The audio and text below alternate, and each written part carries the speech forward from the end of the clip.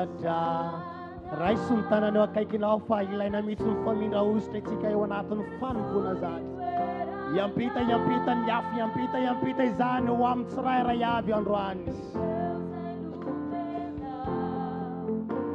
talenta avy aminao hoentinay vahiny eto izy androany Setianao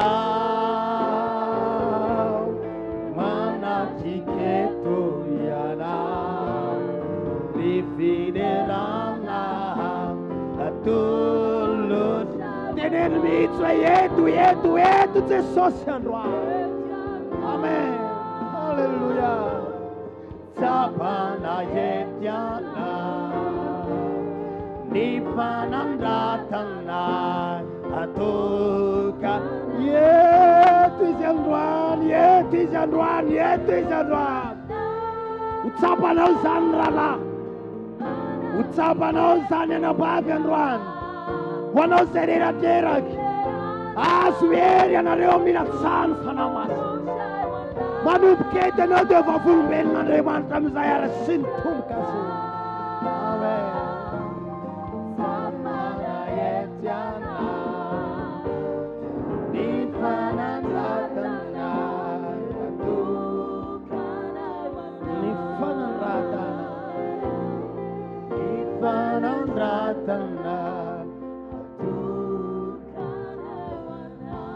Asio menna mafy kinao mba azo terana amin'izao fotoana izao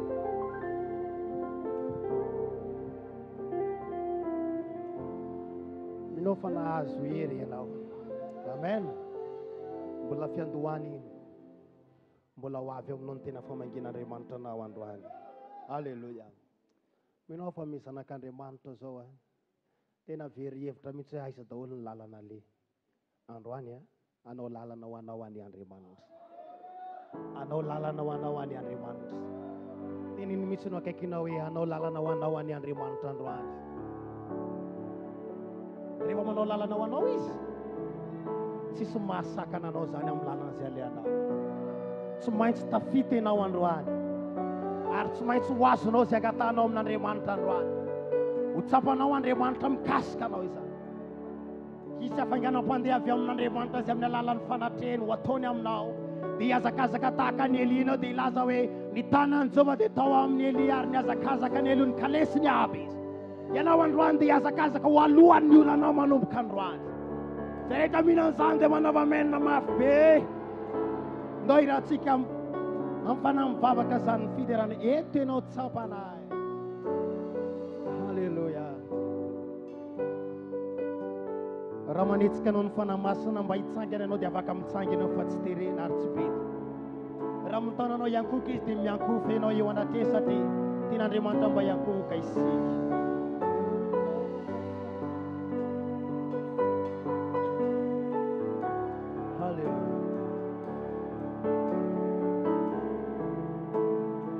efa sarantsaina mihitsy fa misy anak'Andriamanitra ao amboaran'Andriamanitra lala rehetra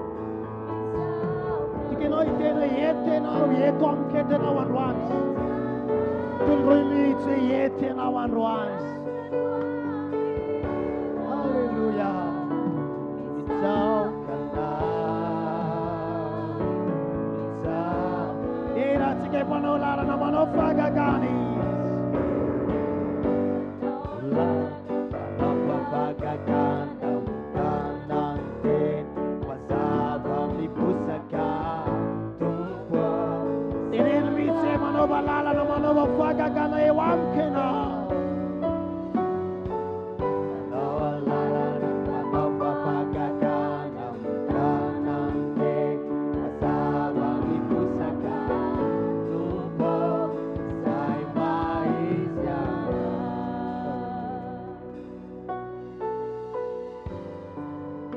Maizy an'Andriamanitra dia tsy ao anatin'ny fahagagana ihany, fa ny maizy an'Andriamanitra dia amin'ny tontolo rehetra izay antsoinao azy dia eo izy. Ary Andriamanitra dia amin'ny fotoana izay antsoinao azy dia tsy mba mandao anao zany Andriamanitra. Mety misy fotoana ianao mahatsapa hoe tony laozana nafoy, Andriamanitra tsy mahafoy ny olona zany. Hoy ny ambaran'ny tena Andriamanitra ianao izay efa nitantarako tany amin'ny sisiny kanantsoy, mpanomboka ianao efa nifidiko ka tsy mba hareky ianao. Tsy hanary anao Andriamanitra na mandalo fotoan-tsaritra ianao. Tikenao mba tena hiran'izany amin'ny fonao rehetra, hikasika ny fonao izy.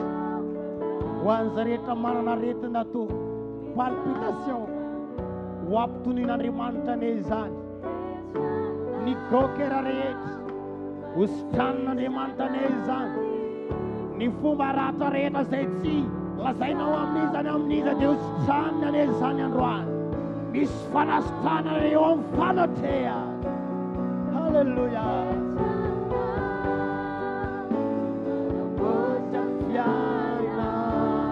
Hanamboatra ny fiainanao ane izy. Hanamboatra ny fiainanao rehetra na miara-nofo na miara-panahy izy. Entinao, entinao. Halleluja. Meneny mitsy amboary zany foko zany mba ho tombo tsara. Halleluja.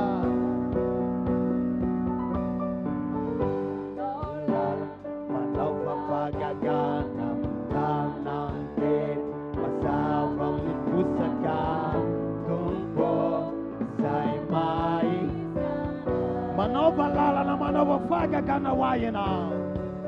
Manova lalana, manova fahagagana ho tanan'te. Mazava miposaka, tompo zay maisy. Halleluja. Mafanao. Sisaminao ny fumaras, ianao no vaulana. Jesus, Bafanao ary hoe soroka aminao ny alahelo. Meko fo vaovao ianareo. Esory aminao ny alahelonao fa misy fanantenana ho anao any amin'ny farany. Tikenao mba hira mafy hoe manova lalana, manova fahagagana. Halleluja.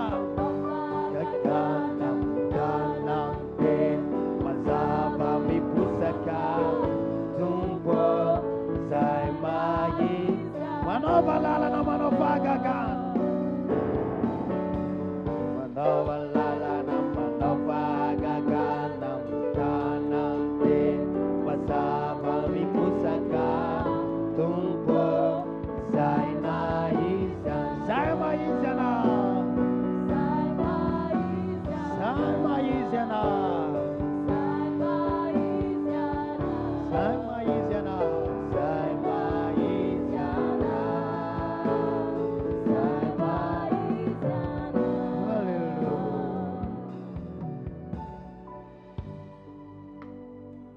Ny maizy an'Andriamanitra dia izy afaka manamboatra ny fiainanao.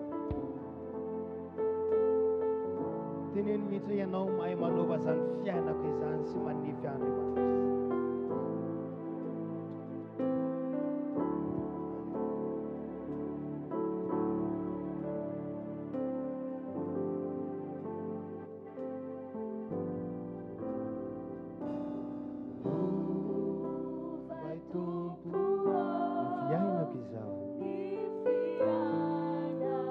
Zay rehetra maniry ny fiainana Iova dia tikinao mba hanandratra ny tananao na hitsangana aza tsy maninona ianao hoe ovay Andriamanitra zany fiainako izany.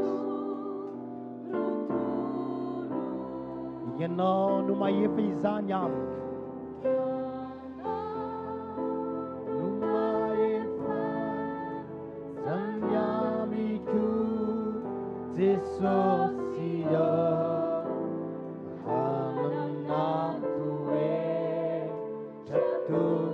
Wala vertsika izany dia tika anao mba hitsangana.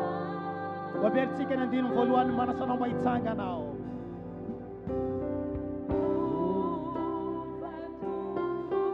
Teneny mihitsy ho vai izany fiainako izany.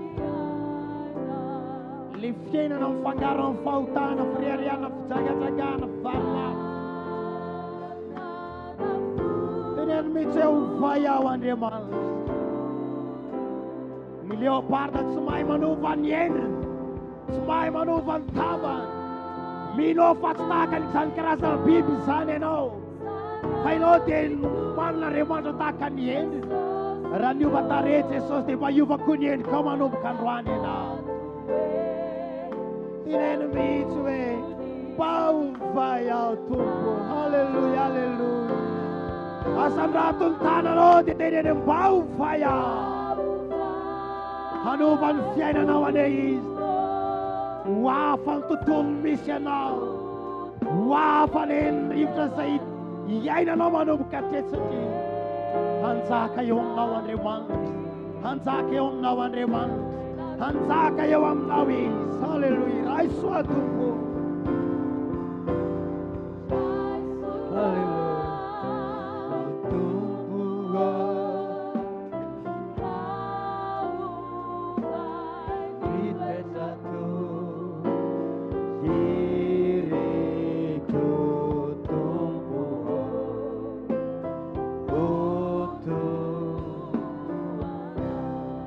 Ifantoka ianao anatin'izany feokira izany.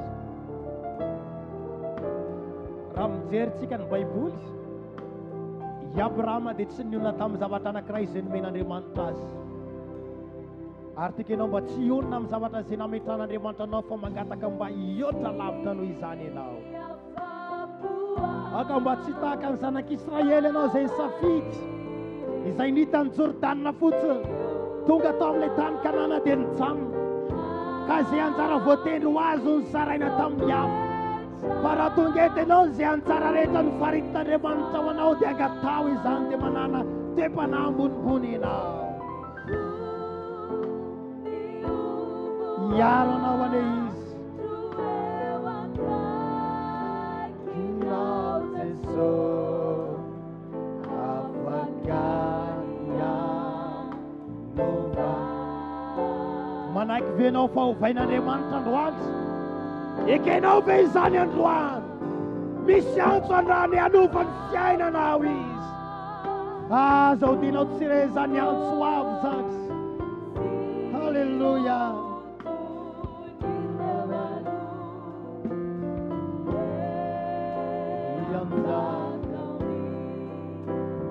Fiainako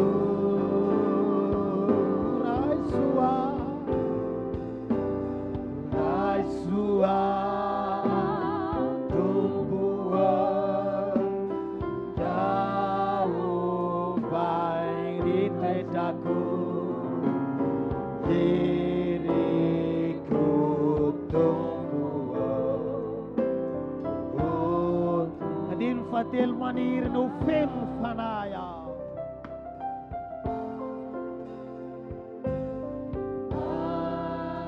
Aniria o feno ni fanai sini. Romanina toko fahavalandiny faefatra amby folo. Zay tariny fanan'Andriamanitra ny zanak'Andriamanitra. Aka mba tsy ny fomba-pivavahana no hitarika anao. Ny fomba-pivavahana dia manohitra ny fiasan'ny fanahy masina eo amin'ny fiangonana. Fa mbola eo amin'ny fiainanao izany fitarihan'Andriamanitra anao izany ny fiangonana. Ho tanteran'Andriamanitra aminao aneretany fikasany raha manaiky ho tariny ianao. Raisoraitro izany androany hoe tario ahy Jesosy. Halleluja.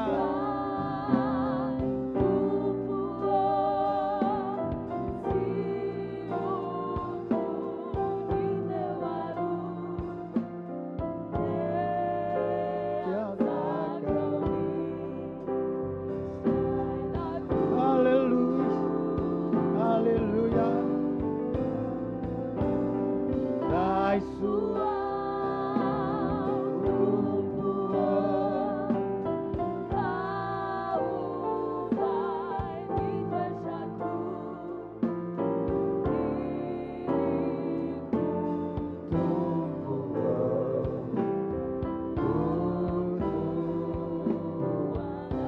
se iriku tumpuan.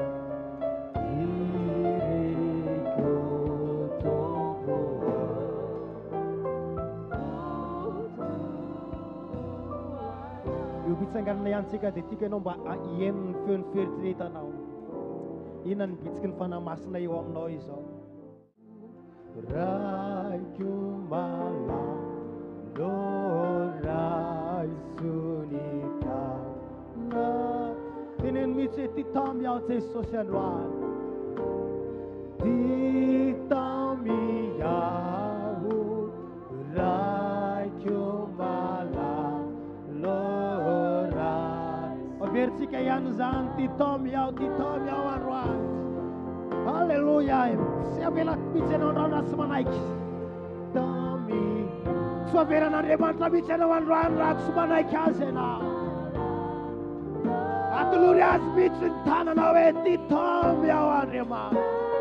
Hallelujah. Ti tami ao se sosia ti tami ao rai chumala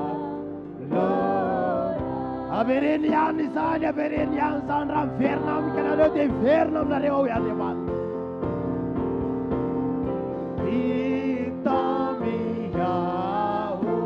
Urai, Kumala, Lora, Sunita. Averenian Sandra, Sabana, Canara, Subikas, Canavis, and one. Itamia, Urai.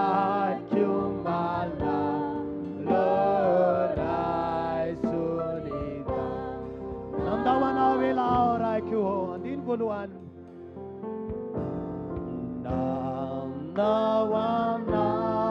wela Hafrina zinata sonawan ang rimanta zais Raina no di ma fila zinawam sa matatakin ang rimantam now.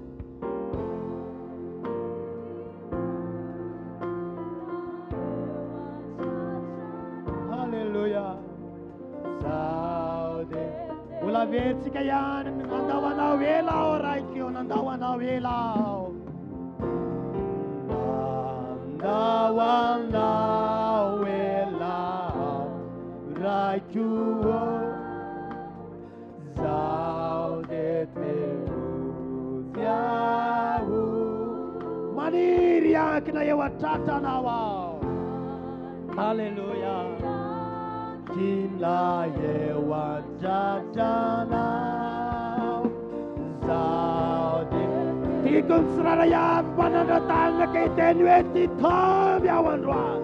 Oh hallelujah. Asan ratun tananaw de tenene tom yaw Jesus yaw. Hallelujah, hallelujah. Oh hallelujah. Titom yaw Jesus.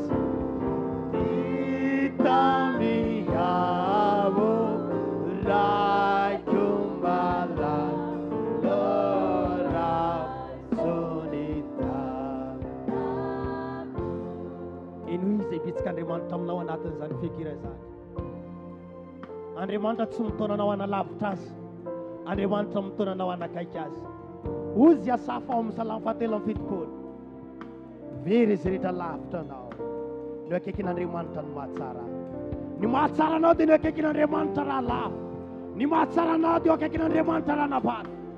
Asa manai kimiche no rachua kekinan remante no takan lelelana krain batanya tamfandrina. Na tanna tuan lon Jesus wento na tienen runway itambesara nyuta zaina tao itambesara ina nyuta zaina tonau wina baran Matthew mlaza manawe makanesa tiam kena rose mia safata tasima vesateta hanme fitsara na wane tu kyane papau Raisina saude Tita mia Jesus Tita mia Rajumala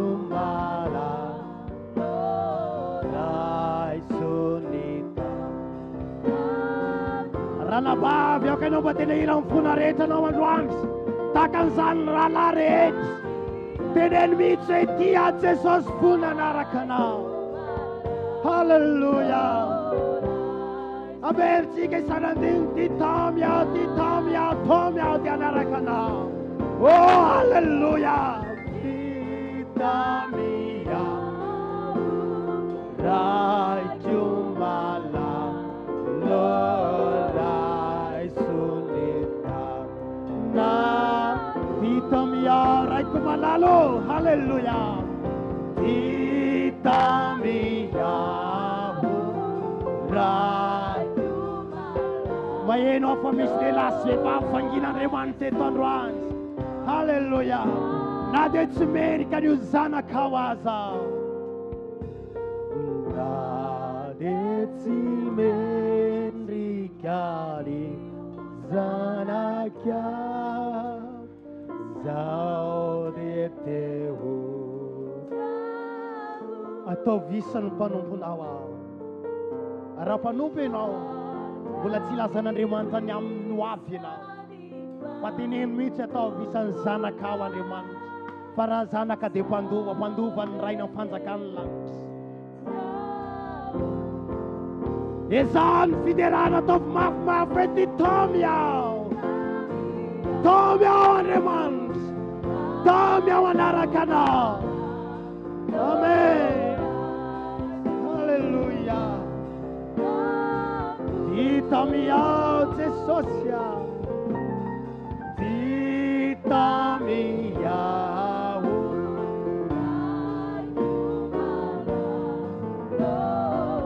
tikenao mba azo toerana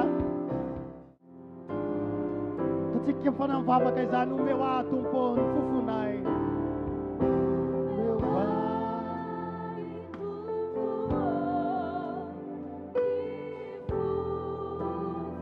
Raiso ny anjaranao, raiso zany fa misy maheno mihitsy hoe Andriamanitra midina eo amin'ny fiainanao dia amenanao ny osy ny fanahy masiny izy, amenanao ny osy izy androany.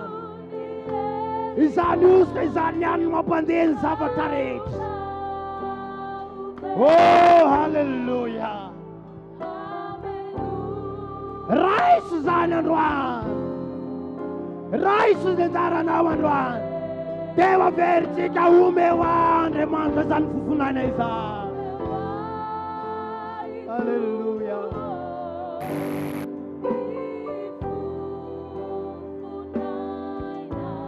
Omeo anay izany, arotsay izany fanahy masina izany. Tikenao ikika, tikenao ihina, tikenao itera mafy be anao. Amen.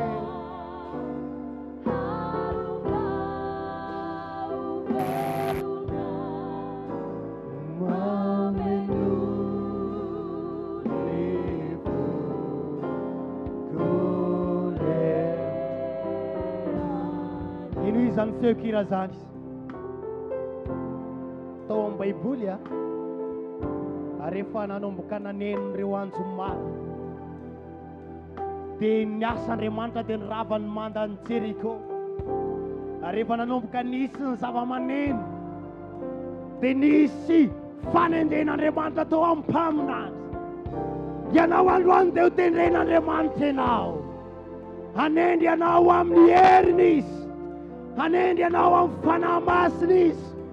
Iala ny fahamaimainan ara-panahy rehetra, iala ny fahamaimainan rehetra. Velona ianao, velona ianao. Halleluja. Omeo atombo izany fanahy masina izany. Halleluja.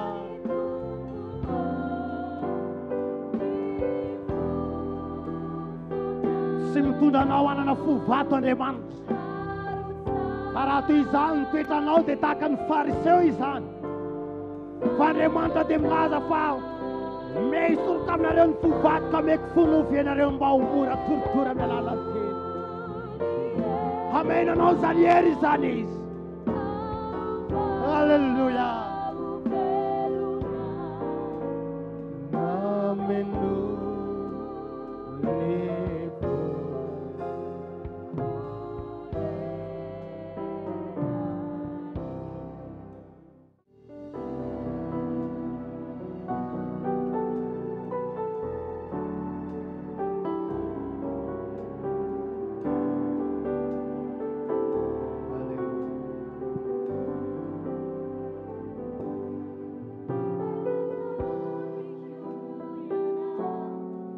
izany feon'Andriamanitra izany.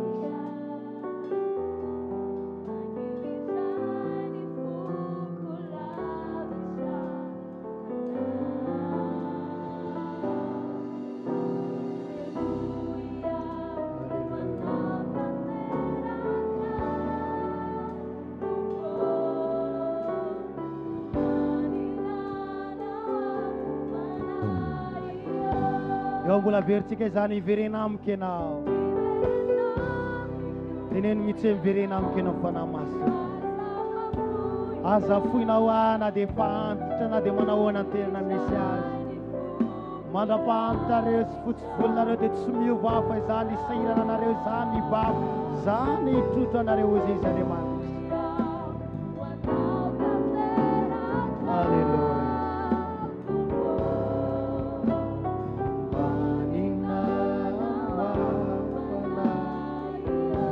Fanahy masinao tohano ao.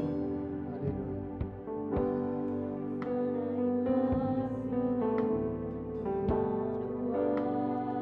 Mbola matsanganao raha mety ianao.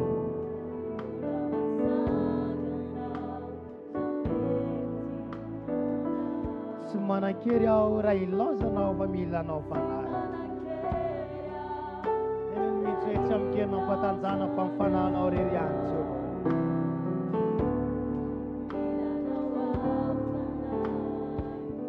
Fanahy masinao tohano.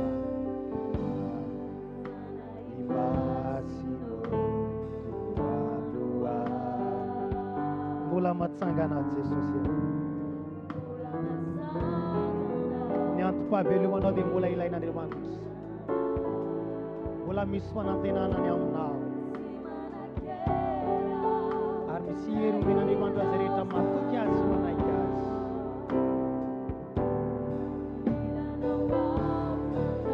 Tikenao mahira amin'ny fonao rehetra miverena amiko ianao androany.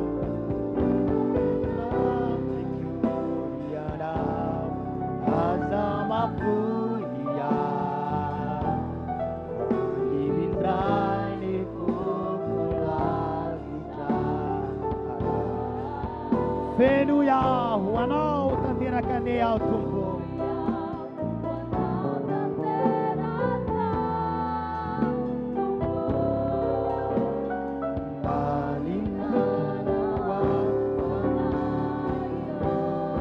Alleluia, mi verenam kena. Azamapulia. Bangi Indrai.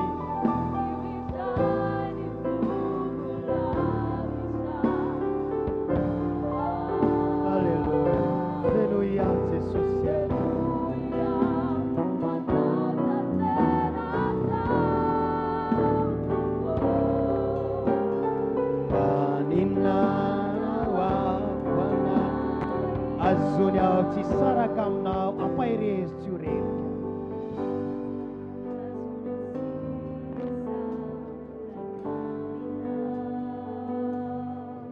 Apa iris.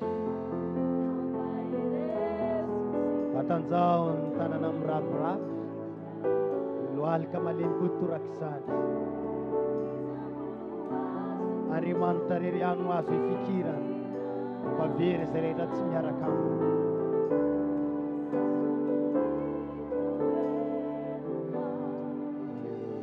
Azunya ci sarà camnao.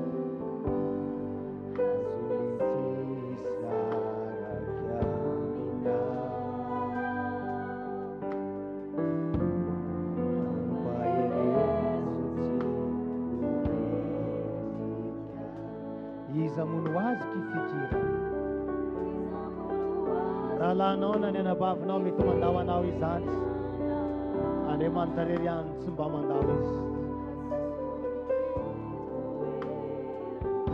Ninin mafy hoe miverena amiko ianao androany fanahy masina. Miverina aminao izy raha miverina aminy ianao. Takin'Andriamanitra izany fiverenanao aminy izany. Hallelujah.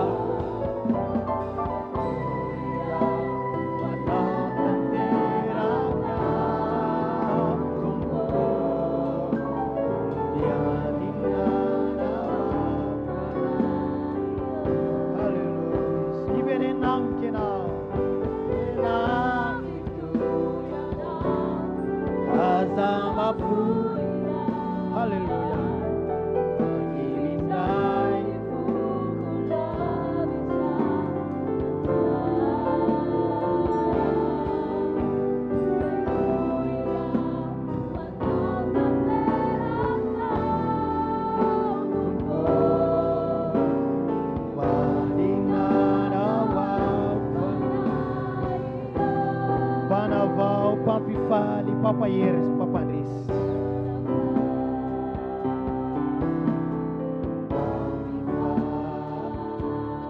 Papayeri. Pampanresi. Pitar Dalananaya now.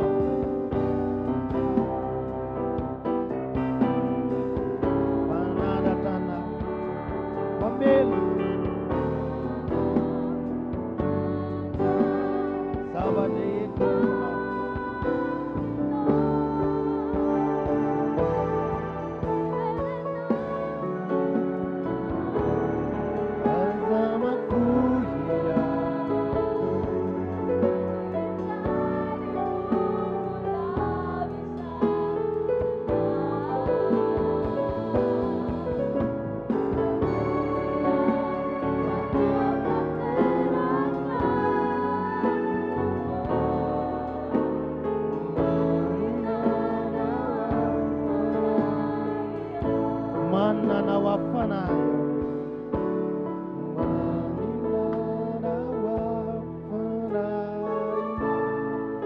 Haleluya.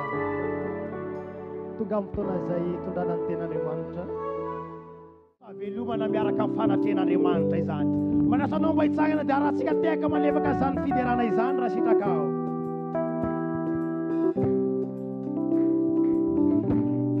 Aizany ty tananareo raha lasy anavavy. Eo ihany alohatsika. Aizany tanana.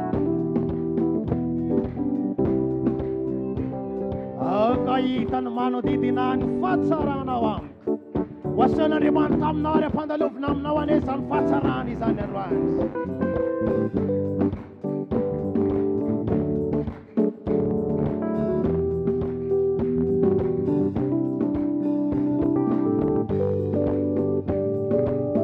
Sady mba mitsikitsiky fa aza mifampivindavinda kory. Aseho mihitsy hoe miramira anao fa hivita aminao Andriamanitra. Sasany dia sady misy plisena mitareny eny fa sokafo mihitsy hoe mitsikitsiky dia mifaly ianao androany.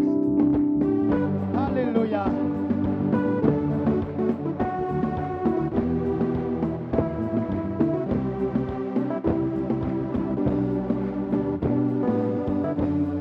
Okita.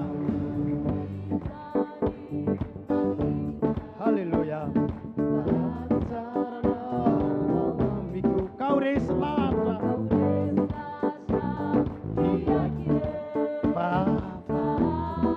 Ni manompo anao tikony anome voninahitra ianaranao sy ny herinao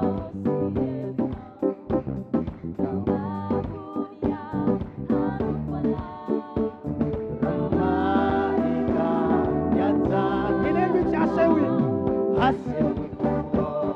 amiko. Halleluja.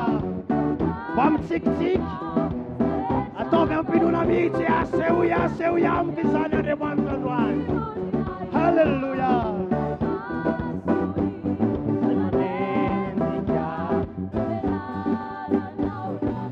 Veritsika ihany asehoy tompo amiko ny tananao kautahinao serenako asehoy amiko ny voninahitra kay masony say manendrika amelananao. Dia tananatsika mba mitsikitsiky aza dia mba labozy fa mba mihetsikelikely fotsiny ianao. Zay mihitsy mila manakoako ny fideranan'Andriamanitra fa izay sitak'Andriamanitra. Eo ihany alohatsika sady mba mampihetsika mampidera reo karazana feo zava-maneno ho fantatrao fa misy zavatra ilainao anatin'izany. Eo ihany alohatsika mba mitsikitsiky rahalahy mba mitsikitsiky ranavavy. Avy ianareo arindrinao vao misy tsy mira mihitsy mitehaka aorianaria.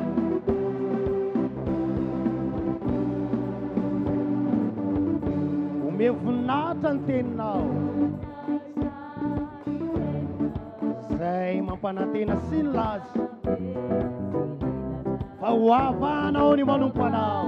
Eka ne mba ianao ane izany ho ahafahan'Andriamanitra izany. Ny mpaniratsira sy madiky dia endrika omenatra azy, fa ny endry sy ny mpakato isandratra hita soana ireny. Ianao izany, ianao izany. Halleluja. Teneny mihitsy aso iamka ne zany androany.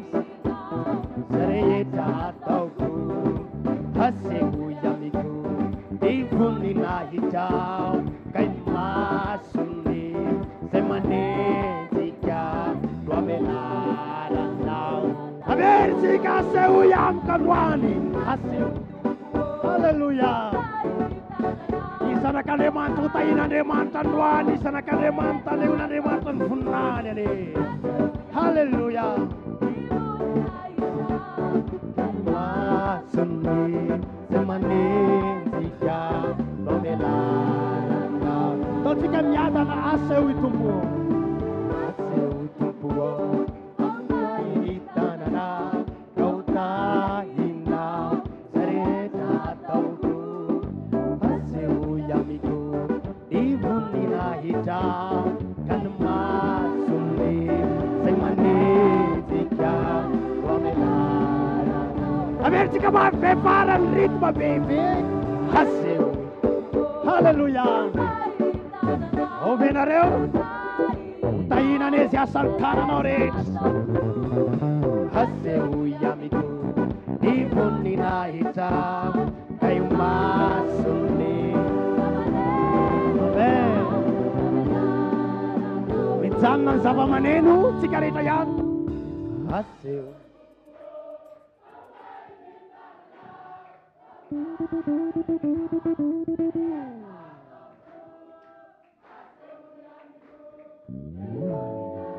Miaraka atsika mafimafy. Halleluja. Farany bevavaka isika. Aseo itompo kautahy. Tika ianao mba efa hivavaka ao anatin'izany fiderana izany. Teneny mihitsy tahio Andriamanitra ao anatin'ny fandrenesana ny teninao. Halleluja.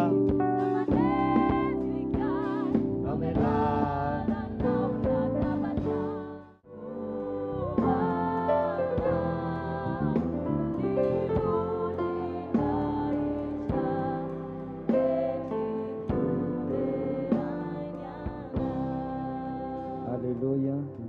Katana toerana isika. Halleluja. Fa miarabantsika rehetra amin'ny anaran'i Jesosy izahay lasana ampahafamalalo amin'ny tompo izay tonga eto, ary miaraba koa anareo izay manaraka tsy tapaka ao amin'ny pazitsika izao fifiriana izao. Halleluja. Mivavaka izay mba handray fitahiana itsika izay manatrika eto sy ireo izay manaraka ny lenina ihany koa. Teraina ny tompo amin'izany. Mivavaka izay mba hahita mega be dia be anenao anarahanao amin'ny pazy ny fifiriana eto tsy tapaka. Halleluja. Manana lady telo itsika izay hitondrana sy resana amintsika ety lohahevitra hoe mandeha mitanjaka ity. Lady telo lava dia lava tokoa izy ity ary tena afatra. Inoko fa tsindrimandry avy amin'Andriamanitra. Ny atao hoe tsindrimandry dia inspiration. Ireo mpanompon'Andriamanitra mahomby dia ireo izay miasa na manao ny asany eo ambany tsindrimandry ny fanahy masina. Teraina ny tompo amin'izany. Halleluja. Fotoana mihitsy izao izay tena tokony ananantsika na iza dia tokony anana ny tsindrimandrin'Andriamanitra izy. ao anatin'izao fampianarana izao dia anindry mandrenao ny tompo. Aleloia. Lady telo iaho izay anarahantsika ity loahevitra ity hoe mandeha mitanjaka. Ity dia fampianarana feno izay natokana ho atsika fiangonana Jesosy mamonjy, mpino kristianina rehetra ataon'i Jesosy mamonjy, ary ampitahina amintsika izay manaraka izao fampianarana izao izany afatra manokana ho antsika. Aleloia. Aoko inona ny hafa hoy Paoly apôstôly, isory ny andry eo masonao dia ho hainao ny anaisitra ny sombikazo eo masony hafa. Aleloia. Raha toriana ny fibebahana, ny tena tokony bebaka dia ny fiangonana. Aleloia. Ny fibebahana tsy fitory any amin'ny mpanota fotsiny, fa ny Baiboly dia miteny fa raha tsy bebaka ianao dia ho afindrako ho amin'ny hafa ny fitoeran-jironao. Noho izany dia tena mila fibebahana, fitoriana izany ny fiangonana. Ny fahajambana tsy mahazo ny hafa fotsiny, fa mahazo ny fiangonana, mahazo ny mpitandrina, indrindra. Tsy misy jamba mihoatra noho ny mpanompoka i Jehovah. Mahita zavatra maro izy, nefa tsy mitandrina. Ny fariseo mpanora-dalàna mpitondra fivavahana tamin'izany andro izany, dia lazain'i Jesosy, jamba ianareo, ary mavoanareo dia ny fiheveranareo hoe mahiratra izahay. Fa raha mba miteny hoe jamba ianareo, manaiky ianareo, dia ho afaka ny fahasambanareo. Izany dia maneho hoe tena mila fitoriana filazantsara miaraka amin'ny ositra mihitsy ny fiangonana. Aleloia. Aleloia. Koa mahiraky ny tompo mampanompon'Andriamanitra manana adidy aho ny hitory ny marina. Aleloia. Mandeha mitanjaka. Apokalipsy toko fahaenina ambin'ny folo andininy fadimy ambin'ny folo, Apokalipsy toko fahatelo andininy fafito ambin'ny folo, Koritiana faharoa toko fadimy andininy fahatelo. Ampany voalohany ihany no jerentsika. Manana lahady maraina, lahady hariva, telo isika hitondrana ity afatra ity. Makasika lafim-piainana maro, dia maro izay hitondra atsika ho amin'ny voninahitr'Andriamanitra indray, ary hanomana atsika hitsangana tsy amikenatra raha ho avy Jesosy Kristy.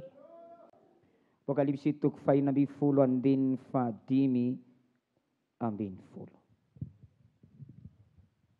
Andininy fadimy ambin'ny folo. Toy izao ny vaky ny teny amin'ny anaran'i Jesosy.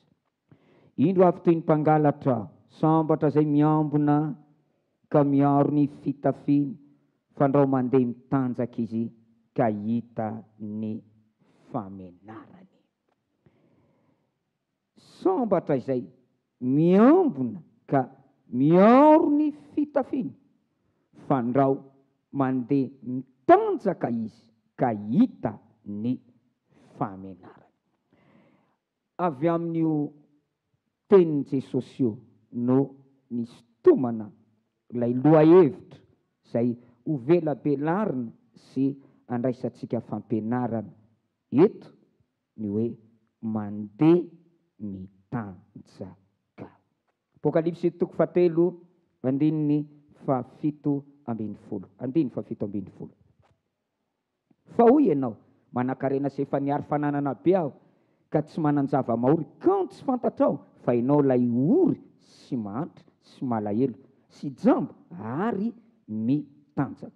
Kanto tsy fantatrao, fa ianao lay ory sy mahantra sy malahelo sy jamba ary mitanjaka. Misy zany fiangonana mpanompon'Andriamanitra, olon'Andriamanitra, kristianina mpino izay tsy malala akory hoe mitanjaka n'izy, mandeha mitanjaka n'izy, miariary ne ny fitanjahany. Ary tena mampalahelo zany. Korinthiana 4:5. Korinthiana 4:5. Andininy 7. Korinthiana 4:5 andininy 7. Fa ho hita mitafy isika fa tsy mitanjaka. Teron tompo am'izany. Aleluia. Torina ity tenin'Andriamanitra ity. Entina amintsika ity fampianarana ity mba atonga atsika ho hita mitafy fa tsy mitanjaka. Aleluia. Izao fampianarana zao raha latsaka ao anatin'ny fonao dia anova ny fomba fandehanao, anova ny fomba fiainanao, anova ny fomba fanomponao. Aleluia. Ary anomana anao ao voninahitra raha avy Jesosy. Aleluia. Sambatra zay miaro ny fitafiana, fa andao mandeha mitanjaka izy ka hita ny famenarany. Hotahinany ianao anatin'ity afatra ity. Iraka ne ny masonao. Aleluia. Dia ho fantatrao na mitanjaka ianao na tsy mitanjaka. Ary raha ohatra hitanao mitanjaka ianao, tsy fahotana ny mitanjaka. Fazavaiko rehefa avy eo. Fa raha hitanao ny fitanjahanao, fantatrao ny fitanjahanao, dia andray tsisy atakanjo ane ianao lay fitafiana izay atolotry ny tompo ho anao. Aleluia. Mandeha mitanjaka. Indro avy toy ny mpangalatra ho Jesosy sambatra izay miambina ka miaro ny fitafiana, fa andao mandeha mitanjaka izy ka hita ny famenarany. Hoy aho hatrany am-boalohany, raha lasanabavy malalo amin'ny tompo, ity dia afatra manokana ho antsika fiangonana. Satria ny boky ny Apokalipsy 2:1-12 dia milaza izay manatsofonao izy iaina izay lazainy fanahy amin'ny fiangonana hafatra izay nentin'ny Jaona apôstôly namangy ny fiangonana fito tany izy ny boky ny fanambarana. Apokalipsy 2:1-12. Io dia fanambarana tsy avy amin'olombelona, fa fanambarana Jesosy Kristy izay nomen'Andriamanitra azy mba asehony amintsika mpanompony. Apokalipsy 2:1-12. Ny boky ny Apokalipsy izay ambara sy resahanao na dia miresaka ny amin'izao tontolo izao sy ny fiafaran'izao tontolo izao azy, dia misoratana ho antsika fiangonana. Fitiavan'i Jesosy Kristy an'ilay ampakarina dia ny fiangonany. Sambatra izay miaino ary mitandrina ny teny faminay izay voasotra amin'ity boky ity. Ho sambatra ianao, ho sambatra ianao, ny asambatra anao no taonjon'ilay mpapakatra, dia ilay nanolotra ny ainy ary nandatsaka ny raha nividianana anao tamin'ny fitondran-tena adala. Dia raina ny tompo amin'izany. Ity Apokalipsy 2:15-15 ity dia fampitandremana amin'ny vantana ho atsika fiangonana. Satria iza moa io miambona io, sambatra izay miambona, izy io miambona io, izy io asaina miambona io, miambona, miandrinina izy.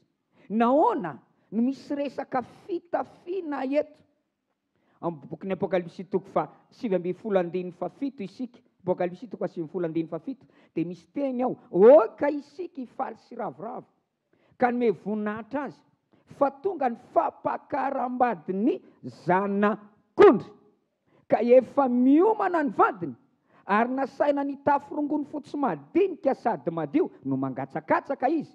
Fa izany rongony fotsy madinika izany dia asa marina ataon'ny olona masina. Isika fiangonana mihitsy no resahana sy ampitandremana eto, satria miambona sy miandry ny fatongavany fampakaram-bady fa tonga ny fampakaram-badiny zanak'ondry ary miomana ny vadiny. Halleloia. Fampakaram-badiny zanak'ondry ary isika fiangonana ny no vadiny izay efa miomana tanteraka. Ten'Andriamanitra dia milaza fa nasaina naniomana ny vadiny dia nampitafiana akanjo fotsy. Noho izany ity boky ny Apokalipsy 5:15 ity dia tena natao ho atsika, fampitandremana ho atsika. Dia raina ny tompo amin'izany. Io fiomanana io dia ny fitafiana na ny fanaovanao ilay fitafiana fotsy. Lazaina hoe miomana isika raha manao an'ilay fitafiana fotsy. Tsy miomana isika raha tsy manao an'ilay fitafiana fotsy. Izay miomana, nahoana tokony hiomana ianao? Ianao ilay ampakarina. Halleluja! Halleluja! Mba fantatrao moa ny fiangonana no ivony tantara. Ny fiangonana ny antefany maso izao tontolo izao. Ny fiangonana no miazona feno tantara. Ten'Andriamanitra dia milaza fa mandra-panaisotra ilay zavatra misakana dia ny fiangonana. Nahoana moa Satana tsy manampatra ny fahefany eto amin'izao tontolo izao? Nahoana mbola tsy tonga ny fitsarana? Satria mbola eo ilay manakana, ny fiangonana. Ny fiangonana no ianao no mbola mahatonga nyity tany ty azo iainana.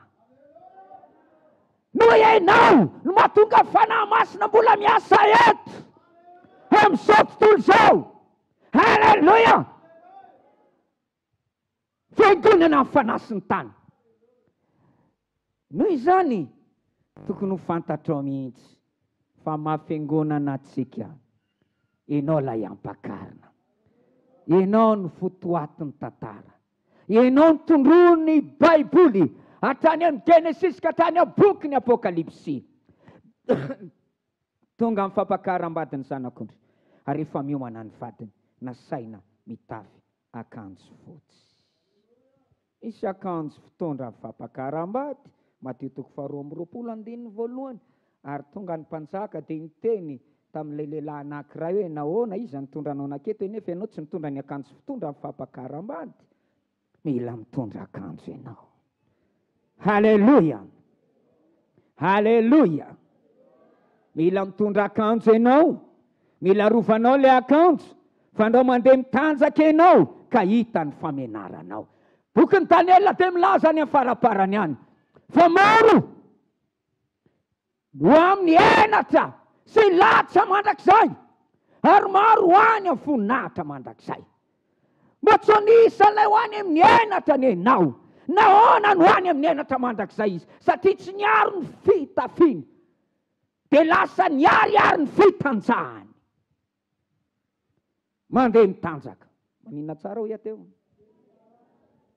Manina moa ndray sany eto hoe mandeha mitanjaka. Nahoana tsy natao hoe miaina mitanjaka, miasa mitanjaka, mandeha mivarotra mitanjaka, mandeha mivavaka mitanjaka, mihira mitanjaka, azo atao daholo mihinan-kanina mitanjaka, mitendry zava-maneno mitanjaka. Manamina hoe mandeha mitanjaka.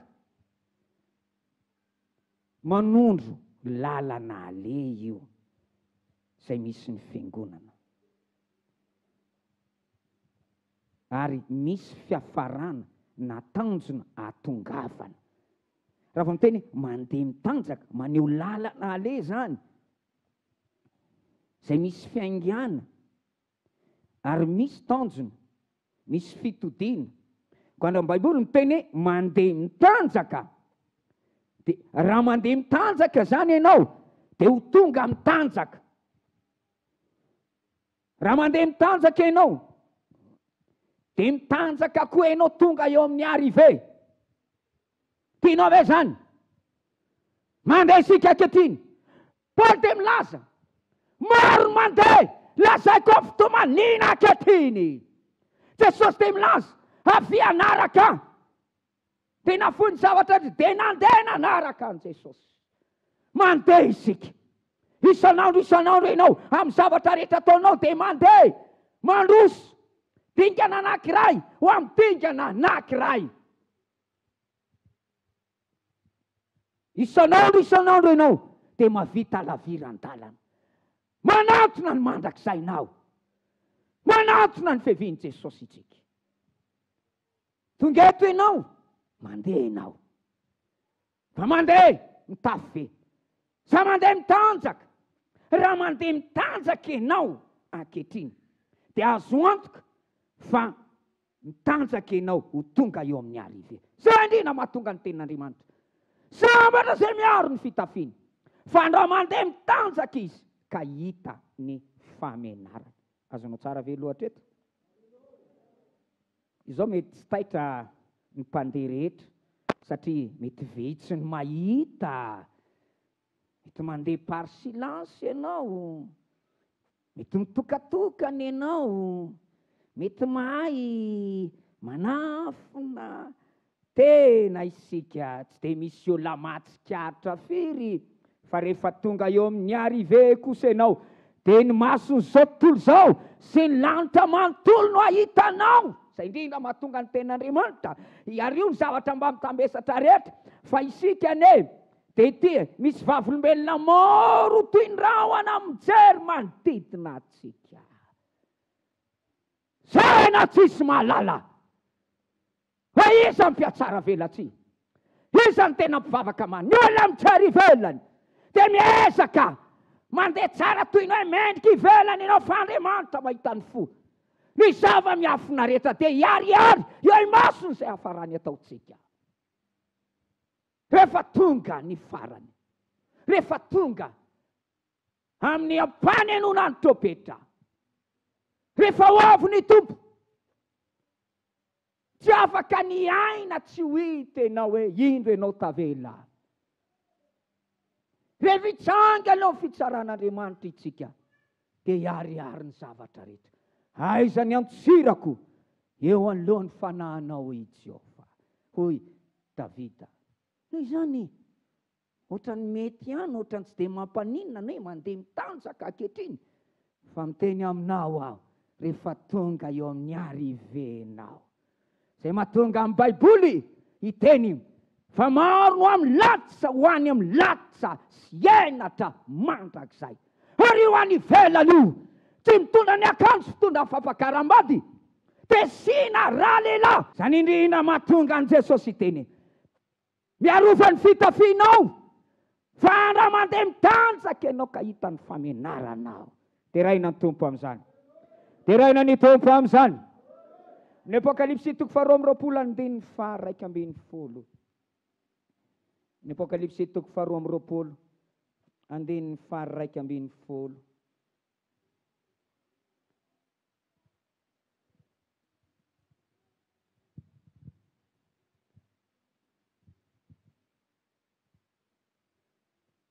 Mateo azafady 2:20. Dia ny 1:20 sy 2:20. Ny amin'ilay lehilahy izay tsy nitondra ny akanjo fitondra ny fampakaram-bady.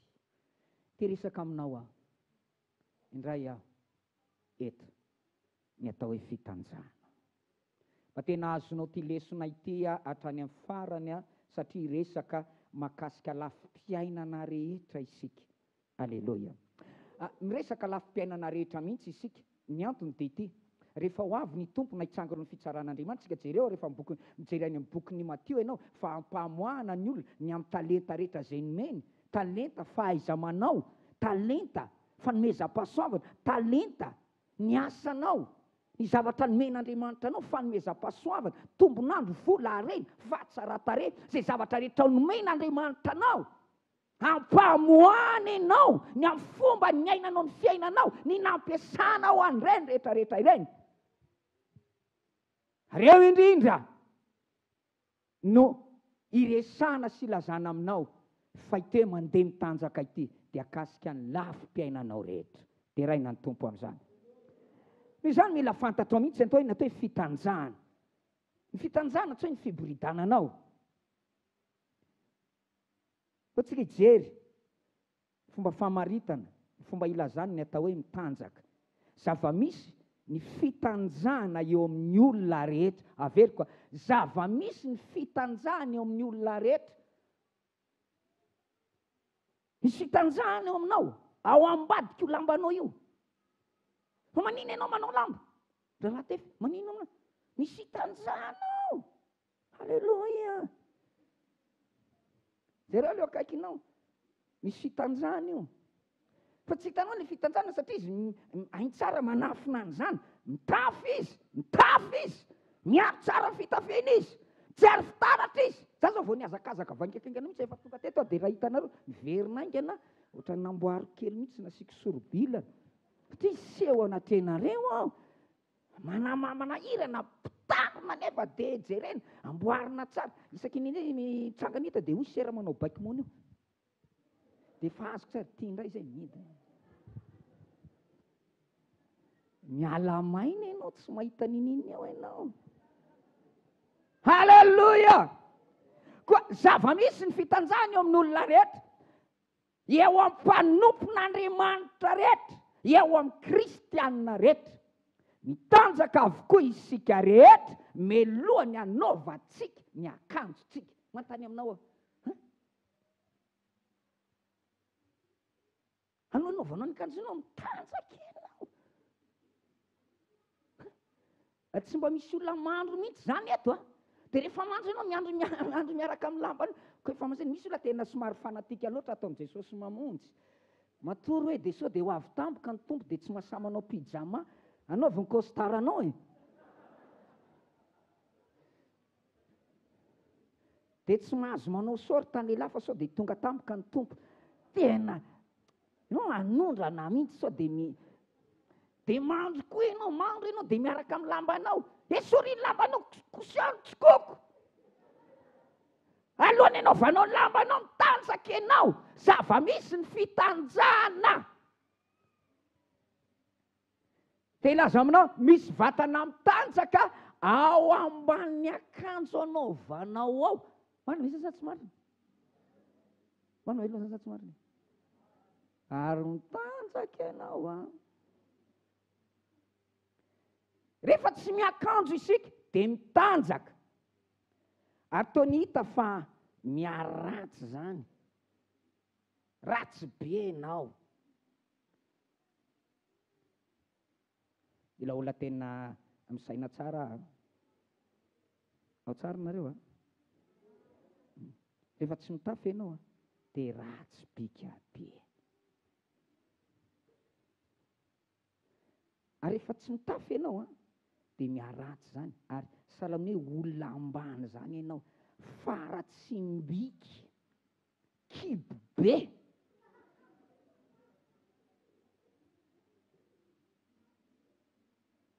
Volo tsy ahoana. Izay tsy tokony hipetraka amin'ny maizy azy. Tavy. Miala amin'izay indray. Taolana mitrakitraky. Tongotra bingo. Misy bingo anety e. Fa ny vehivavy a mahitafy tsy hitanao zany mihitsy. Ianao zany rehefa mba manoatra an'izao ianao sera bingo be a. Manao lamba somary midoroboka fotsiny ianao tsisy maharaka io e. Ary afaka mizesta mihitsy ianao tena zany zay nefa. Fa fotoana io a, Baiboly miteny. Fa Andriamanitra rehefa hitsara ny olona, rehefa tezitra aminao Andriamanitra, dia hoy izy, akariko ny morotongotra akanjonao mba hisehoany ny ainatrao.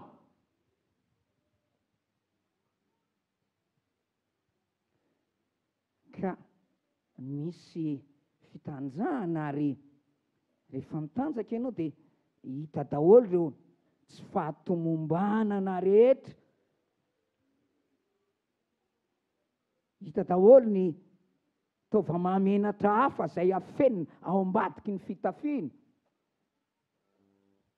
Hoditra izay efa miroraka. Eo amin'ny lafiny ara-panahy, eo amin'ny asa fanompona, eo amin'ny lafim-piainana rehetra dia misy koa ny atao hoe fitanjahana. Tena lafiny ara-panahy eto ny resahan'i Jesosy Kristy amintsika. izay akasika ny lafim-piainantsika rehetra mihitsy. Nahoana ny ten'Andriamanitra no miteny hoe sambatra izay miaro ny fitafiana, satria misy hatrany ny fitanjahana. Ny fitanjahana ho iateo tsy fahotana. Ny fitanjahana io zany hoe hitanjaka zany. Tanjaha dia hitanao ny vokany. Ny fitanjahana tsy hota fa ny fahotana mitondra fitanjahana. Mila fantatao tsara zany. Ny fitanjahana tsy hota satria tsaba teniteny tanjaka ny voako avy any kiboneny, tanjaka ny verenako any. Ny fitanjahana dia misy. Ny fahotana na ny fanotikana ny ten'Andriamanitra, ny tsy fanaovana ny sitrapon'Andriamanitra no miteraka fitanjahana eo amin'ny fiainantsika. Koa tsy ny fitanjahana ny ota, fa ny ota no mitondra ho amin'ny fitanjahana. Genesis 3:7-10. Fa hoy Andriamanitra tamin'ny Abrahama, iza moa nanambara taminao fa mitanjaka ianao? Eo tsorotsy ventiny eo. I Adama dia tonga sainy, na tsy ary tena, na hita fa mitanjaka izy. Dia nandeha ny hery. Dia ny hery ianao satria mitanjaka. Taitr' iza ny laza taminao mitanjaka. Fa mbola na tsy mbola niteneninao zany. Fa tsabana mbola tsy niainanao zany. Fa ino zany? Fa nanina ny fiainanao. Dia hoe Andriamanitra angahy efa ninananao lay azo nandrarako anao. Tsy tezitra Andriamanitra satria mitanjaka izy. Fa tezitra Andriamanitra satria ninana lay azo nandrarana azy. Mazava tsara anao ve mahasamy hafa an'izany? Ny vatantsika dia feno tsy fahatomombanana, malemy, tsy tanteraka, tsy faseho masoandro. Meny tsara ve ianao? Meny tsara ve ianao? Misy asa fanompoana mitanjaka, misy fiangonana mitanjaka, misy tokantrano mitanjaka, misy asa fandrarana mitanjaka, tsy fahombiazana, ny fahalemena, tsy fahatomombanana rehetra eo amin'ny lafim-piainanao dia fahatanjahana, satria mitondra henatra sy fahafambaraka ho anao. Izany no ilainanao hiady hatrany mba hitazomanao foana ho eo aminao lay akanjonao fitafy. Haleluya, haleluya, haleluya. Misy fahatomombanana naiza naiza, misy fahalemena eo amin'ny lafim-piainana, tsy misy tanteraka. Zany indrindra mahatonga ny ten'Andriamanitra hamporisika anao harofon'ny fitafiana. Mila miady ny dikan'izany, tazomy mba ho eo aminao mandrakariva lay akanjonao fitafy. Teraina ny tompo amin'izany. Ny fitafiana no vahaolana ho amin'ny fitanjahana. Tsy maninona zay bingy, tsy maninona zay mety tenen'olona. Bingy ianao ohatra an'izany, fahatoroko anao ny vahaolana fitafiana. Haleluya, haleluya. Raha fantatra hoe misy fitanjahana, raha fantatra misy fahafambaraka, raha fantatrao fa misy fahafamponatra atoranao ny natokony atao. Mitafy, mitafy. Haleluya, haleluya. Ny fitafiana sarokenatra io, fanaronana enatra. Ina ny ilaina ny fitafiana? Manaisitra ny fitanjahanao rehefa mitafy ianao. Raha mbola tsy mitafy ianao, tonga dia hoy ny olona, hoy, raha sendra brotsaka tapaka amin'ny pataloha, tonga dia hoy ny olona. Rehefa nala baraka anao ny olona, dia abrotsany ankizy ny patalohany namany. Raha tsy sangy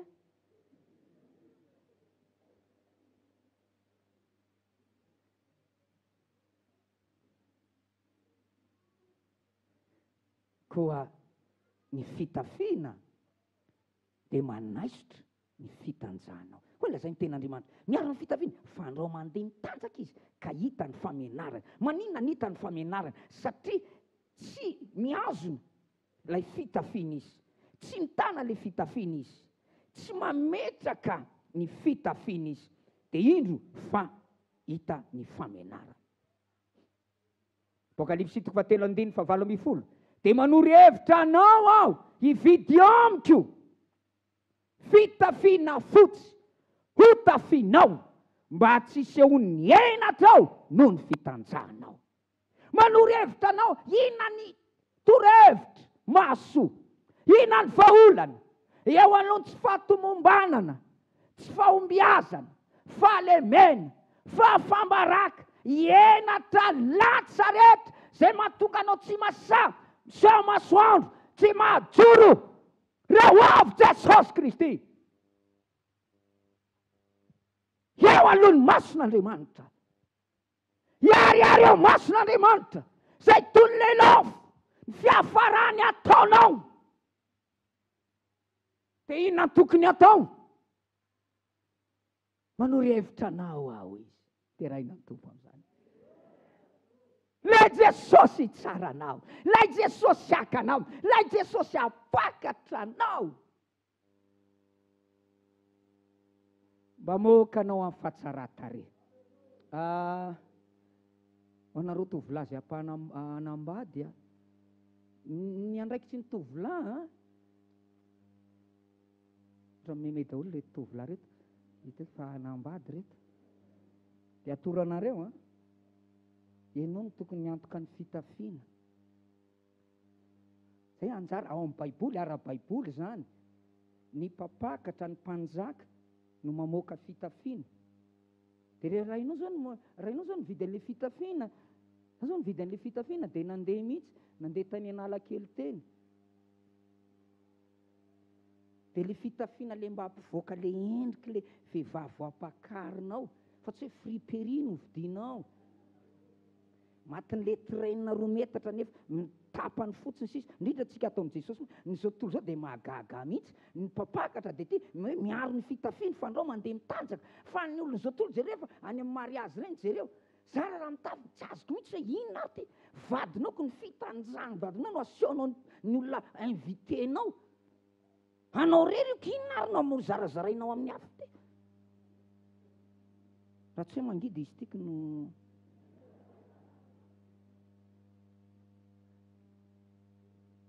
fa ny tena izy dia tokony tafy tsara mihitsy. Alleloia. Fa ndao hita le famenarana ary Adama nahalala ny vadiny, tsy misy tokony hahita ny fitanjahanao raha tsy ny vadinao ihany, ary toy izay koa ny vadinao aminao. Zay mahatonga amin'ny fampakaram-bady tena mila fitandremana tsara ny fitafiana, fa andao mandeha mitanjaka ka hiariary ao masony olona rehetra ny fitanjahanao. Dia manoro hevitra anao aho i Jesosy hividy amiko fitafiana fotsy ho tafianao mba tsy sehon'ny enatrao no ny fitanjahanao. Fitafiana ny vahaolana. Dia reo ny tompo amin'izany. Dia reo ny tompo amin'izany. Ho be dia be ny antabakevitra eto. Raha mahita ny tsombiazanao sy ny fahalemenao, hitady fitafiana nenao. Halleluja! Tsy ho nisy ny fitafiana ne raha tsy nisy ny fitanjahany. Manaiky an'izany ve ianao? Jereo ny tantaran'ny fitafiana voalohany. Tsy ny Alibaba namorona ny fitafiana, tsy ny Jean France namorona ny fitafiana, fa namorona ny fitafiana dia Andriamanitra namorona ny fitafiana voalohany. Halleluja. Jesosy Kristy rehefa jereo amin'ny bokin'ny Apokalipsy mitafy izy. Dia raha inona tompo amin'izany? Mafimafy le halleluja. Jereo ny filazana momba ny sarin'i Jesosy, ny maso, ny volony. Dia jereo tsara fa mitafy fitafiana fotsy manjelatselatra. Ny anjely rehetra voalaza mitafy fitafiana fotsy. Ny olo-maso mitafy fitafiana, mitafy. Andriamanitra dia mitafy. Halleluja!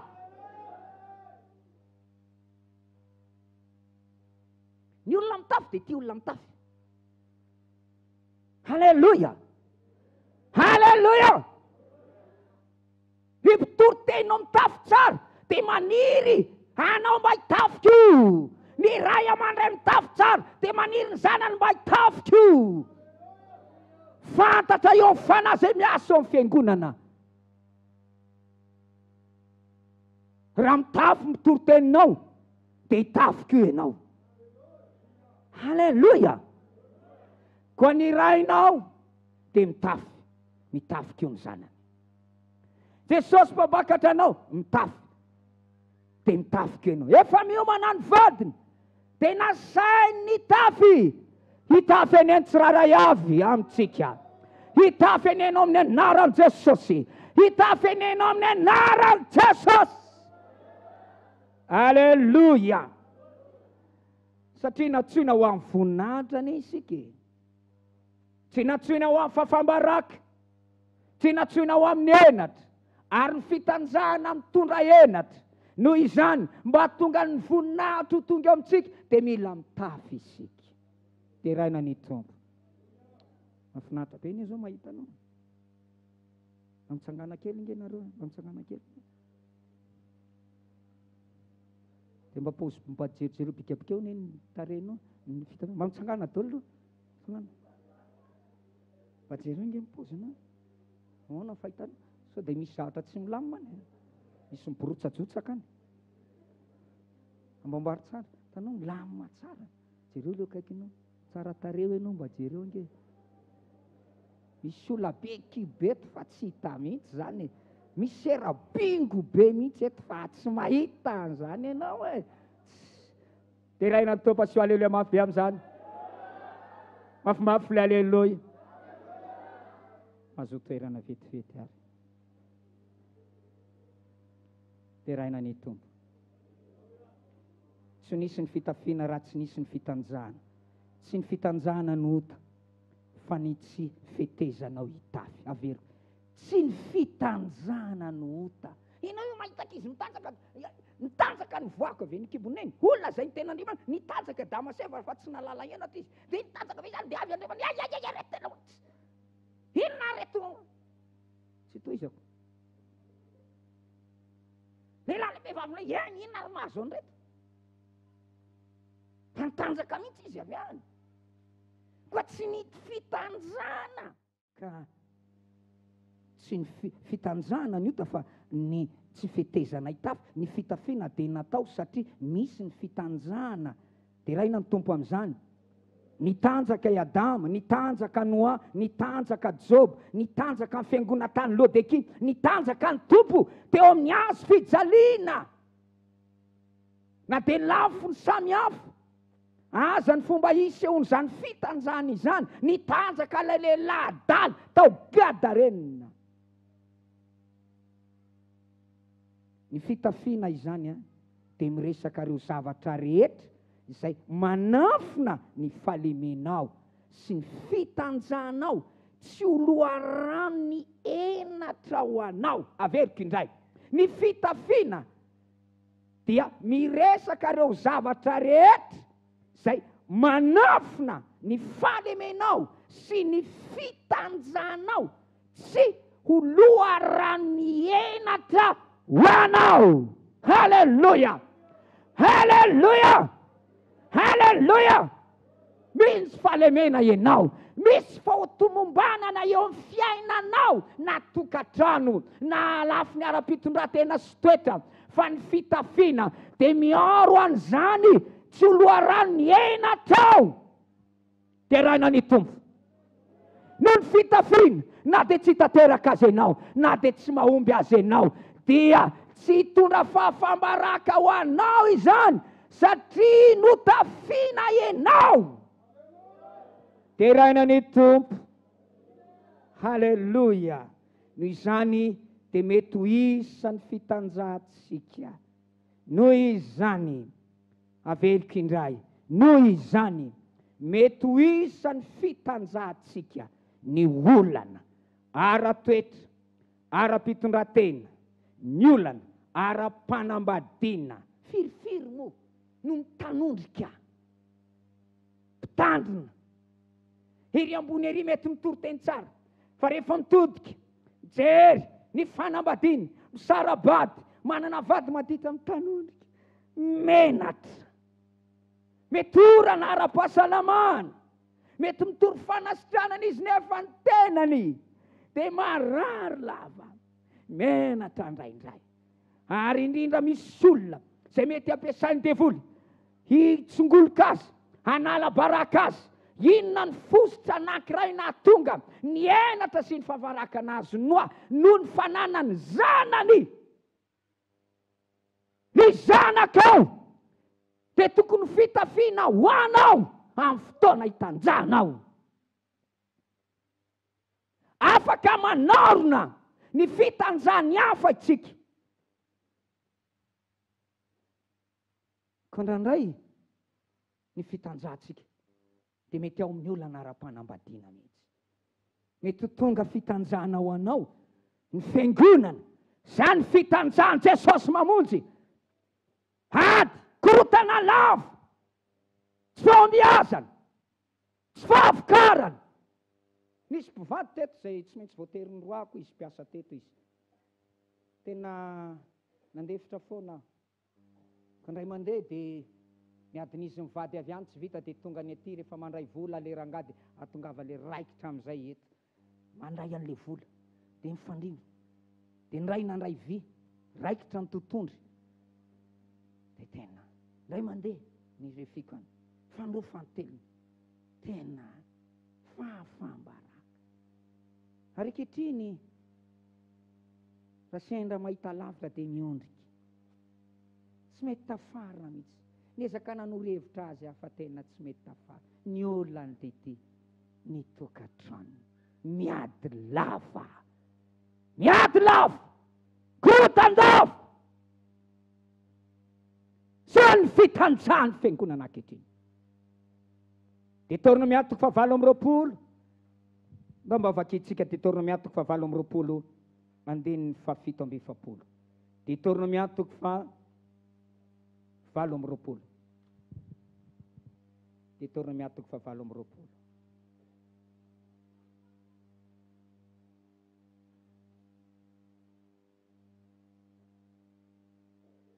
Andininy fafito amby efapolo. Andininy fafito amby efapolo.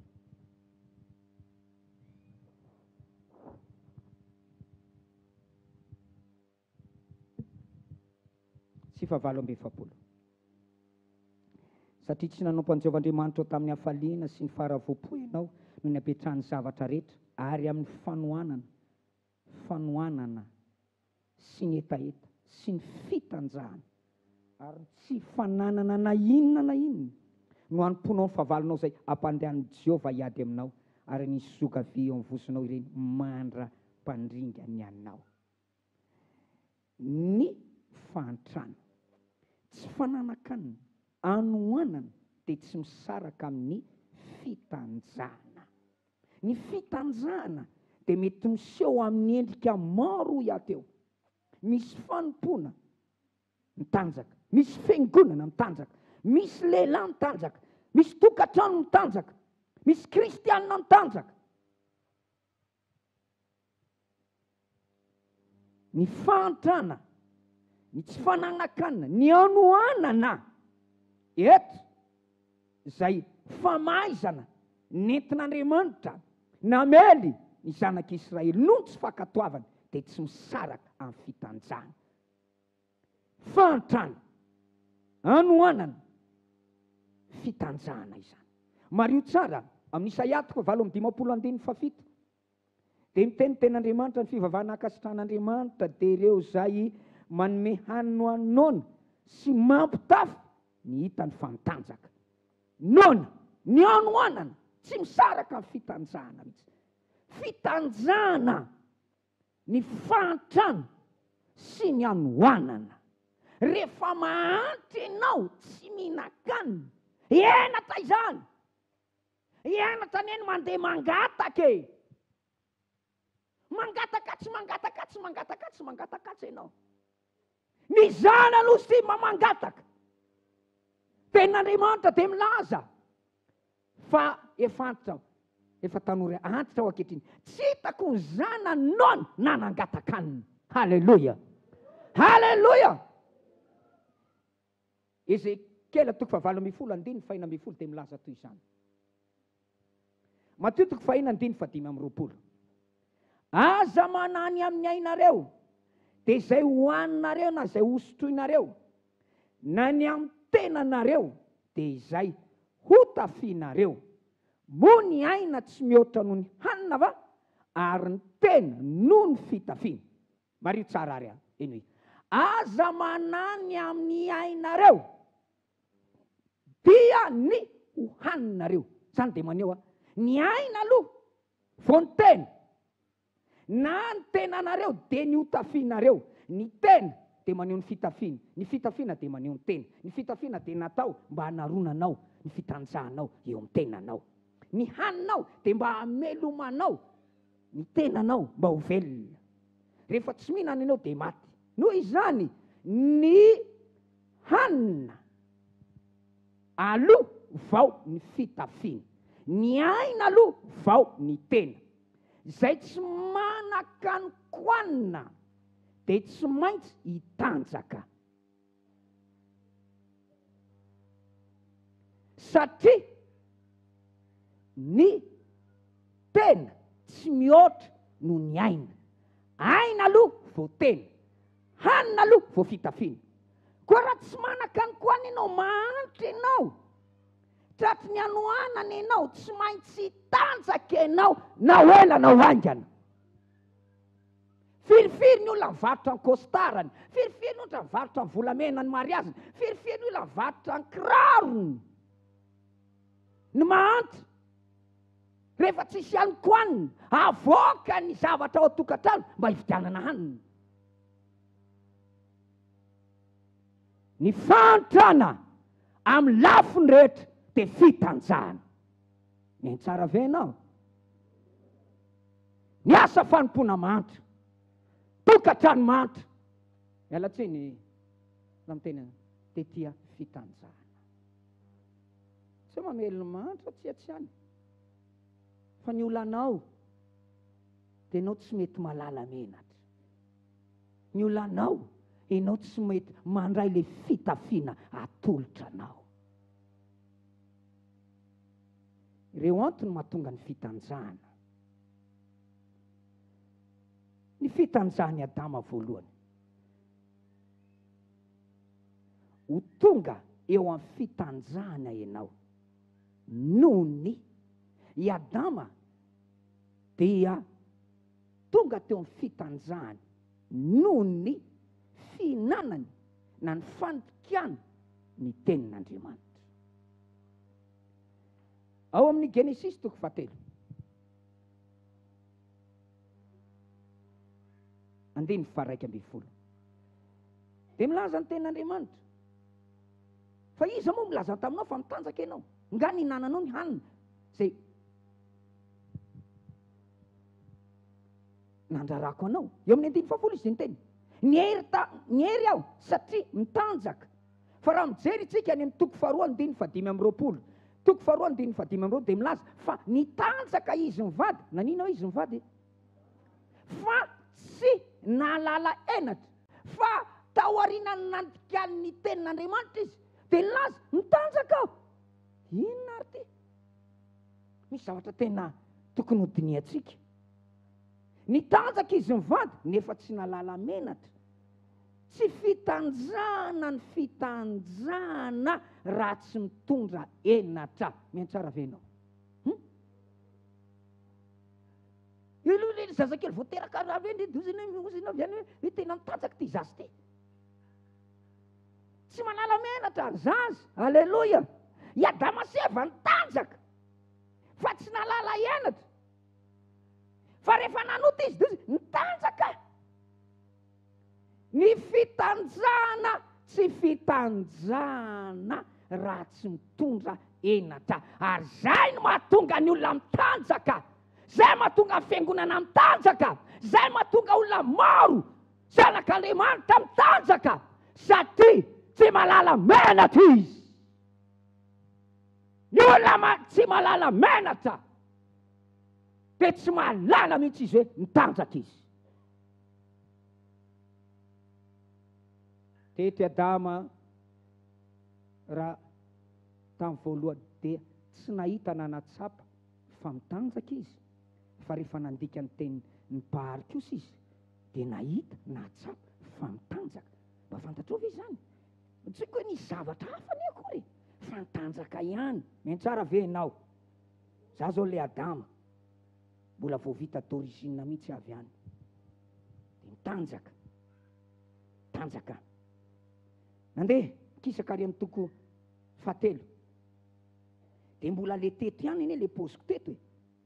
Teto aho tamin'ny voalohany tsy malala menatra, ny tsy malala, salany tsy matsapa, salany tsy mitanjaka avy ahy. Mijery ny tenako aho, reo daholo ihany fa tsy mitanjaka.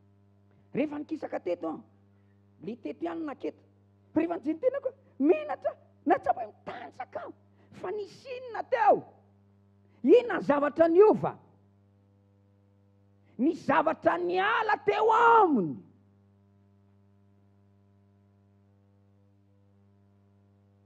Niala lay sarona teo amin'ny fitanjahany.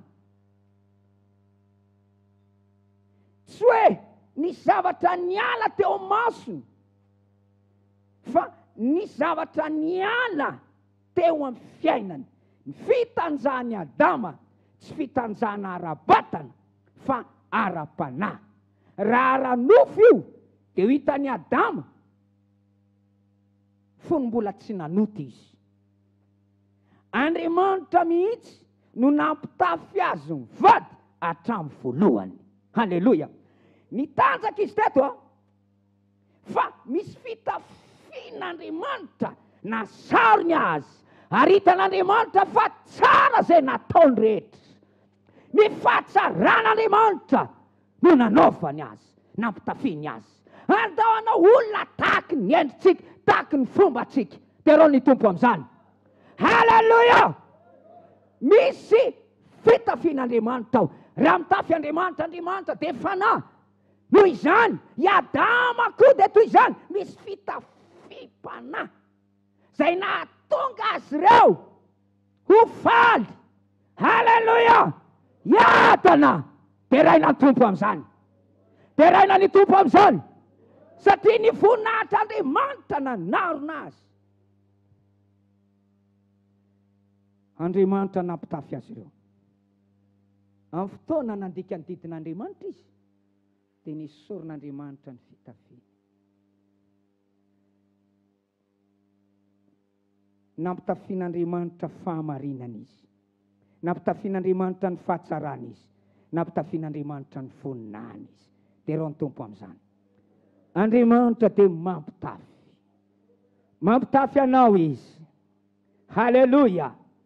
Ezekiel 4:9.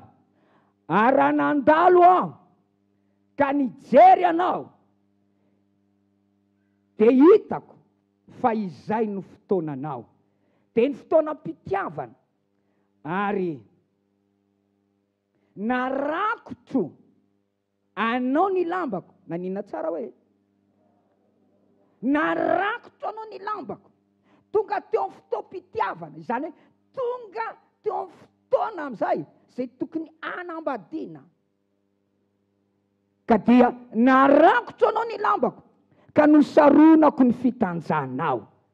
Enenina taminao aho ka nanao fanekena taminao i Jehovah Tompo, ka dia efa ahy ianao. Dia ny tompo amin'izany. Andriamanitra dia mandrakotra anao ny lambany. Norakofan'Andriamanitra ny lambany hatramin'ny voalohany Adama. Dia ny tompo amin'izany. Koa tsy fitanjahana ara-nofo ny resahana eo, fitanjahana ara-panahy. Halleluja. Isaia 1:10.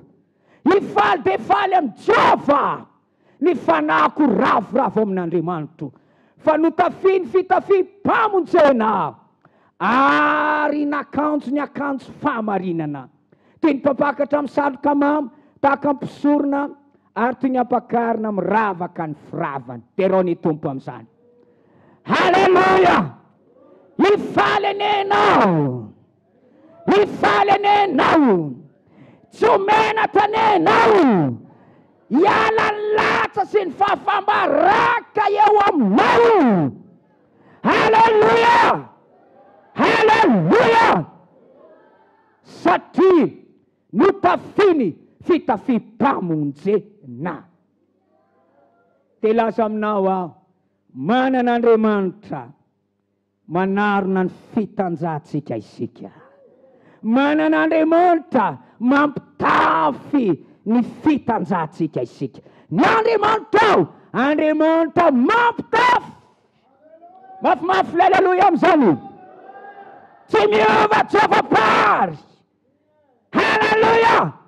Tanjaka iadama zay mety ho poziny eo poziny, fa tsy nalala henatra izy satria misy fitafiana tsy hita maso. Zay afaka najamba ny masony olona manodidina anao tsy ahita ny henatrao. Teraina ny tompo amin'izany. Teraina ny tompo amin'izany. Hain'Andriamanitra ny tsy manarona ny masony olona. Tsy ahita ny fitanjahanao, tsy ahita ny falemenao, tsy ahita ny fatanteranao amin'ny alalan'ny fampitafiany fitafipana eo amin'ny fiainanao. Haleluya! Ataon'Andriamanitra aminao anezany. Mampitafy ny Andriamantsika. Asa-pitiavana izany, asa-panasoavana izany. Haleluya! Fitafim-pamonjena. Haleluya!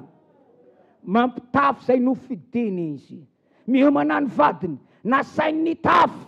Haleluya! Tonga amin'ny fotoam-pitiavanao, manomboka miditra eo amin'ny tokony fotoana amin'izay, hanambadiana tombotra amin'ny fampakaram-bady. Noho izany, eo indrindra Andriamanitra no nifidy anao. Ianao nanao fanekena taminao izy, ary raha vita fanekena aminy, asariko anao ny lambako. Terana ny tompo amin'izany. Haleluya! Fitafim-pamonjena.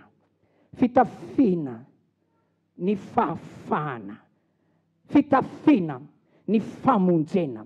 Fitafiana ny fahafana amin'ny herin'ota. Amena sa tsy amena? Fitafiana ny maha-olom-baovao. Haleluya!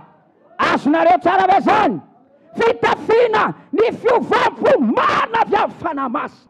Fa ny anankiray amin'ny fedin'Andriamanitra atolotra zay tokony ho tafitsika rehetra ho Paoly amin'ny Efesiana 5:7 mba handresentsika ny devoly sy ny asany dia ny famonjena fiarovan-doha. Terana ny tompo amin'izany. Haleluya! Tafinareo sisy ny fedin'Andriamanitra tafio anankiray amin'izany famonjena fiarovan-doha. Tafiko fitafim-pamonjena. Haleluya! Mba tsy seho ny henatrao, mba tsy seho ny fitanjahanao ry Jesosy mamonjy. Raha tianao tsy seho ny henatrao, raha tianao hitafy voninahitra amin'izay, dia ity raisy le fitafim-pamonjena. Tena mampanontany tena mihitsy anie raha lasa nabavy amin'ny tompo hoe ny zava-misy ankehitriny. Tena voavonjy marina ve tsika? Inona ty zavatra mahazo atsika ty? Inona ty olana mahazo atsika ty? Raha mampanontany tena. Mampikorotana daholo ny ankamaroany fiangonana rehetra. Fa hijereo ny mahazo atsika. Zay mila mampanontany tena mihitsy ny zava-misy. Manondra anaty, tsy be, tsy kely, tsy vavy, tsy lahy, tsy mpanompon'Andriamanitra tsoiny. Mila tena misy olom-bavonjy marina avy eto, mba misy tena lehilahy endry ve raha jerena ny zava-misy. Mba tena nova fo ve isika, mba tena olom-baovao ve itsika.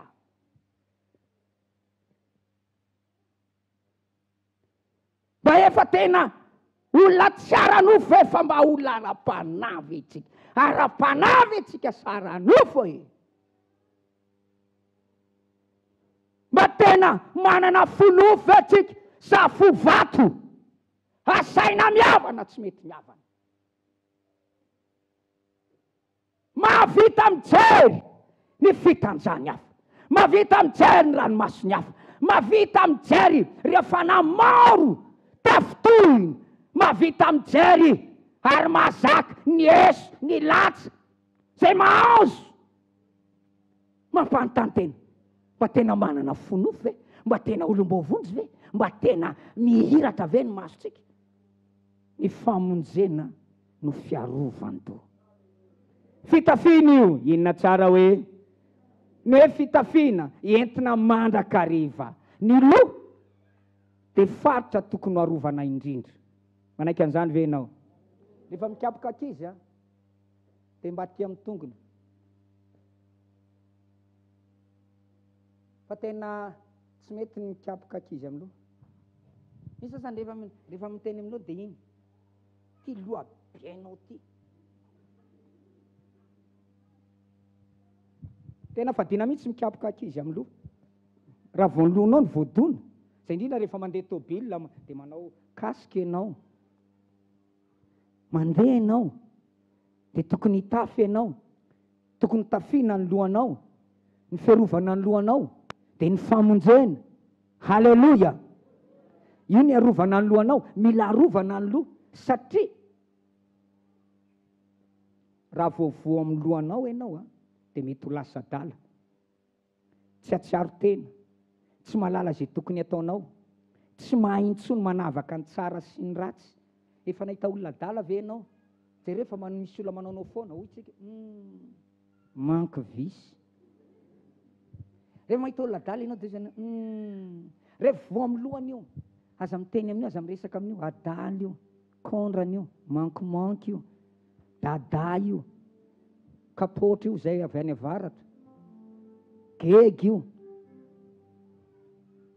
Inona ny dikan'izany? Tsy ampy saina, voadona. Rehefa voa amin'ny lohany olona, ao ny misy ny saina, ao ny misy ny ati-doha, ao ny misy mibaiko fohy be, mibaiko ny nera rehetra. Ka raha voavony loha, na dia mijery, ino efa nahita adala? Mijery ohatran'izao izy. Tamin'izy mbola tsy adala, vadiko, tiako moa vadiko, rehefa lasa adala izy.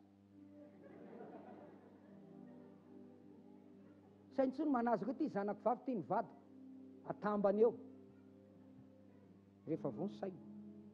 Hitany rehefa voa ny saina. Na dia mijery ny maso. Eny avoany arabeny izy mandeha. Palapala daholo tsy mitafy. Izy indray meanao. Dia zany tena voty. Nisy tantara ty, zay tena eno kely ty. Tsy mbola nahitanana feno adala mihoatra ny Andriamanitra tsara. Fa tena be adala. Eo atseno feno adala. Ary ty ny tena zavatra nampime ny olon-keny rehetra. Misy adala anankiroa zay tao. Ray vavy dia ray lehilahy. Dia ilay vehivavy tena samy adala io. Dia ilay anankiray atao banga zay ilay anaran'ilay lehilahy adala anankiray. Dia diniko ilay anaran'ilay. Dia ilay vehivavy adala anankiray dia tena demoniaka. Boridana trany an-tampon-doha trany am-paladia. Dia izy na dia efa io aza dia mbola be voka ndraiky io. Dia tena. Dia izy indray na be voka azy izy ianao. Misy panera eo an-tsena zay. Dia tena ozy tena adala mihoatra n'ilay olona adala ty.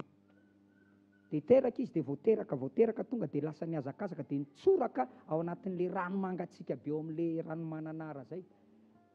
Dia rehefa teny an-tsena izy dia adala moko. Dia misy adala anankiray mbola eo. Dia ozy ilay adala lehilahy anankiray. Ty ozy izy tena gegy mihitsy ty. Dia gaga daholo. Le gegy adala milaza amin'ny ty ozy izy ny tena adala. Nefa ny olona tena samy adala daholo reo. Ka rehefa tena voa amin'ny saina, tsy mahalala ny tenanao mihitsy ianao. Zay mahatonga ny ten'Andriamanitra no tafiko fitafiam-pamonjena ianao. Fiarovan-doha. Halleluja. Famonjena tena fitafiana voalohany ho anao. Dia raha inatompo amin'izany. Halleluja. Raha tena mipetraka amin'ny tokony izy ny famonjena. Hita eo amin'ny mpitandrina. Hita eo amin'ny fiangonana ny asa-pamonjena vitan'i Jesosy Kristy. tsy tonga amin'izao toe-javatra zao itsika. Io mihitsy ny mahatonga ny kristianina maro mitoetra ao amin'ny fitanjana, satria tsy mahalala menatra intsony, voapetaky ny vy mamay ny fieritreretany. Raha mamakitsika any amin'ny Filipiana 4:7, 9:20 dia voalaza fa maro no mandeha, ary lazaiko aminareo fitomanina fa valy ny azo fijaliana ary ny famenarany voninahiny. Raha voaveritsika ilay famonjena marina, dia simba ny fomba fijeritsika ka ny enatra dia tonga voninahitra, ary ny tena voninahitra indray dia ataontsika hoenatra sy farisena. Baiboly milaza, fankateanareo mba fantatry ny olona fampianatra, raha tonga teo aminareo aho na dia tompo azy, dia tonga mba hanolotra ny aina monjy ny maro, ny mahalehibe tsy zezy, ny mahalehibe tsy ny ministera, ny mahalehibe tsy ny fanomezam-pahasoavana na ny fampiasan'Andriamanitra anao, ny mahalehibe tsy hanamaro ny ondry tarinao, fa ny mahalehibe ny fitiavana ny lehibe indrindra. Mafimafy aleluia amin'izany, mafimafy aleluia amin'izany. Andriamanitra dia fitiavana. Na dia fiten'olona sy ny anjely azy, malala zava-miafina azy aho, malala faminaniana rehetra, tena fiten'ny anjely dia tia tsinitsinina farahana ihany. Koa ny tena voninahitra dia lazaintsika ho farisena. Za indray dia tsy mifona amin'iny zany aho, za indray aho nofo zany, za zany mihitsy aho. Io indray ianao a? Za zany mihitsy aho, za zista za. Dia lazaina hoenatra sy farisena ny tena voninahitra. Inona ny voninahitra Jesosy? Fanetretenany, nanetretena nakatoatra zany nanandratan'Andriamanitra azo ambony. Menanarana amin'ny anarana mandalea lohalika rehetra any ambany tany ety ambony tany any an-danitra. Halleluia! Halleluia!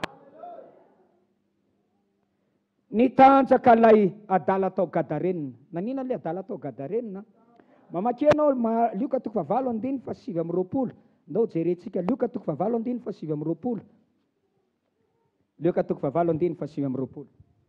7:20. Amin'ny 7:20. Fa izy nandidy ny fanahy maloto ivoaka tamin'ny raha lehilahy, fa efa nahazo azy ela izany, ary efa nafatony tamin'ny gadra na ny tanana ny tongony, ka nambenana izy nefa notapatapahany fatorana ka nentiny demony ny riotra nakany anefitra izy. 7:30 ary 7:30 ary ny demony rehefa nivoaka tamin'ny raha lehilahy dia niditra tao any kisoa, ary io kisoa andiny dia tatrevatreva tany amin'ny antsana any amin'ny farihy ka dia maty tany izy. 5:30 ary nivoaka ny olona mba izay izany atao, ary tonga tany amin'ny Jesosy izy ka nahitany raha lehilahy izay efa nivoahany demony, ary indro izy mipetraka tao anilany tongo Jesosy nitafy lamba sady ary saina. Halleluia! Halleluia! Izany hoe io demoniaka io talohana nafahan Jesosy namonjeny Jesosy azy dia nitanjaka. Ahoana ny nahatonga azy nitafy? Noho ny famonjeny. Halleluia! Nitanjaka izy satria tsy mbola nanana ilay fitafiam-pamonjeny ho fiarovan-doha, lasa dala satria tsy nanana fiarovan-doha. Ny nilainy tsy hoe akanjo na hoe lamba na kostara na fitafiana mendrika na zipo lava, fa famonjena feno, fafana avy amin'ny Jesosy Kristy avy any Nazareta. Halleluia! Raha mbola tsy voavonjy marina ianao, raha mbola tsy nandray ny fanafana avy amin'ny Jesosy, hitanjaka foana ny fiainanao. Tsy lamba ny ilainao, tsy fanambinana ara-bola ny ilainao. Afaka mety hizarana lamba tsara daholo isika. Mitafy enenareo zao hoe firifiry ny olona mitafy kostara fa mikorotana ny tokatranony. Firifiry mety ny olona, mety manana trano, manana ny maizy azy, fa mitafy enatra, fa ny tena akanjo Anaronanao ny enatrao ny famonjena vita an' Jesosy any. Haleloia! Vita fipamonjena aloha. Haleloia! Izany dia voalaza ao ministeran' Jesosy Kristy. Ao amin'ny Luka 4:7-8. Fa nanjova tompo no ato amiko. Nanositra itory teny somafaly ampandefitra izy. Ary misy teny eo, fampahiratana ny jamba. Haleloia! Tsy hoe jamba ara-nofo ihany, fa indrindra jamba ara-panahy. Ao famonjena izay ataon'i Jesosy Kristy. Dia inona ny ataony? Mampahiratra ny masonao. Dia ho fantatao ny atao hoe fitanjana, ho fantatao ny enatra, ho fantatao ny ota sy ny tambony zany. Haleluia! Morafitana ny olona jambo. Izay mahatonga ny Satana mamitaka anao. Satria jambo ianao. Fa fotoana fanahy masina midiny eo aminao. Mampahiratra ny masony jambo izy. Mividiana aminy kodimaso ahositra ny masonao mba hiratanao. Tonga Jesosy Kristy mampahiratra ny masony jambo. Amin'ny alalan'ny filazany tsara. Haleluia! Dia fantatao ny marina. Ho hitanao ny lalana. Haleluia! Fanahy masina dia mahatonga anao tonga saina. Mpanota. Ho fantatao ny famarinana. Ho fantatao ny tsy famarinana. Ho fantatao ny mety. Ho fantatao ny tsy mety. Haleluia! Tsy amikena ampatanjana izany. Amin'ny fanahiko rery any Jehova tompony maro. Dia nihiratra ny masony jamba.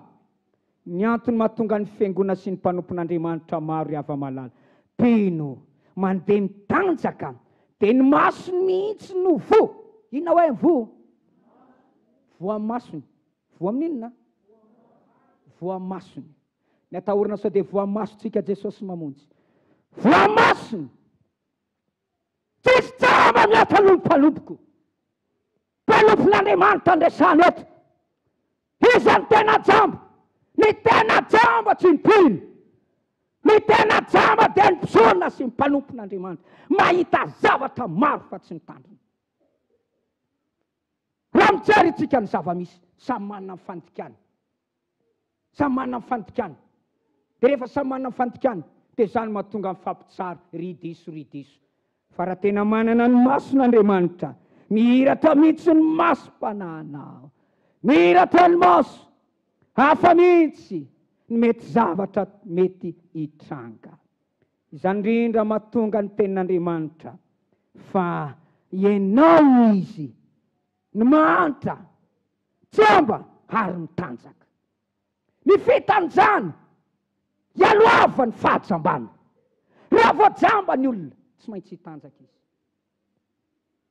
Satria ny jamba tsy mahita na inona na inona. Tsy malala tsony hoe marina sy nitsiny. Tsy malala ny atao hoe rariny. Dia ny faseo izay lazainy Jesosy fa jamba.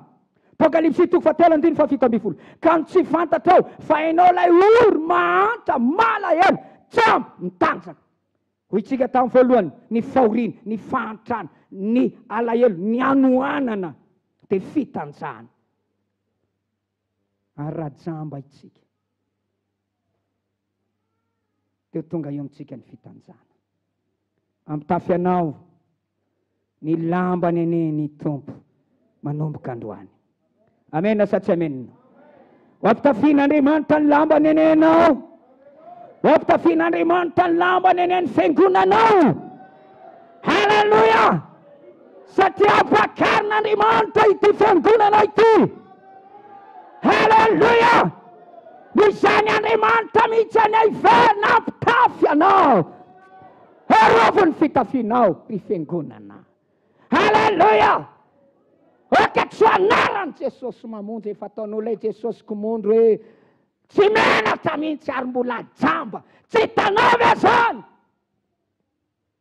Zavatra izay miaro ny fitafiana. Anarana Jesosy mamonjy. Izay Jesosy mamonjy, tsy miala amin'ny Jesosy mamonjy, Jesosy mamonjy sibe, Jesosy mamonjy miaro ny foto-papeny, Jesosy mamonjy, Jesosy mamonjy. Anarana sisy. Mba tena fitafiana ara-panahy, tafianao ve zany? Ka hoy aho hoe ampitafy anao ny lambany ray aneny tompo.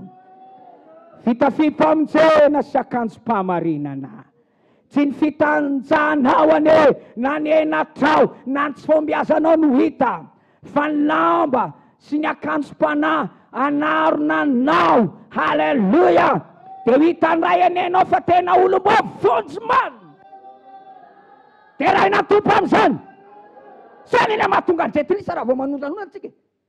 Nareo anaram-bavavaka, anaran'i Jesosy mamonjy, anaram-bavavaka. Zany mihitsy mahatonga anay tsy miditra am-piangonana. Raha ohatra anareo zao dia aleonay mihitsy tsy miditra any am-piangonana. Raha ohatra ny ataonareo dia izay ny tonga any an-danitra voalohany. Mba fantatrao moa ny dikan'izany. Mba fantatrao moa ny tiana ho lazaina amin'izany. Tsy teo aminao mihitsy maha-olom-bavonjy anao. Dia io fa henatra. Mitanjaka isika. Tafio ny lambanao. Tafio ny firavaka tsara tarehy ziona. Ko Jesosy mamonjy. Isan'andro ianao mandray ny famonjena vitan'i Jesosy Kristy. Terana ny tompo amin'izany. Ny famonjena sy ny famelan-keloka famarinana anao avy amin'i Jesosy Kristy ane no hita aminao, iainanao, andehananao. No hoe mandeha mitanjaka dia mandeha.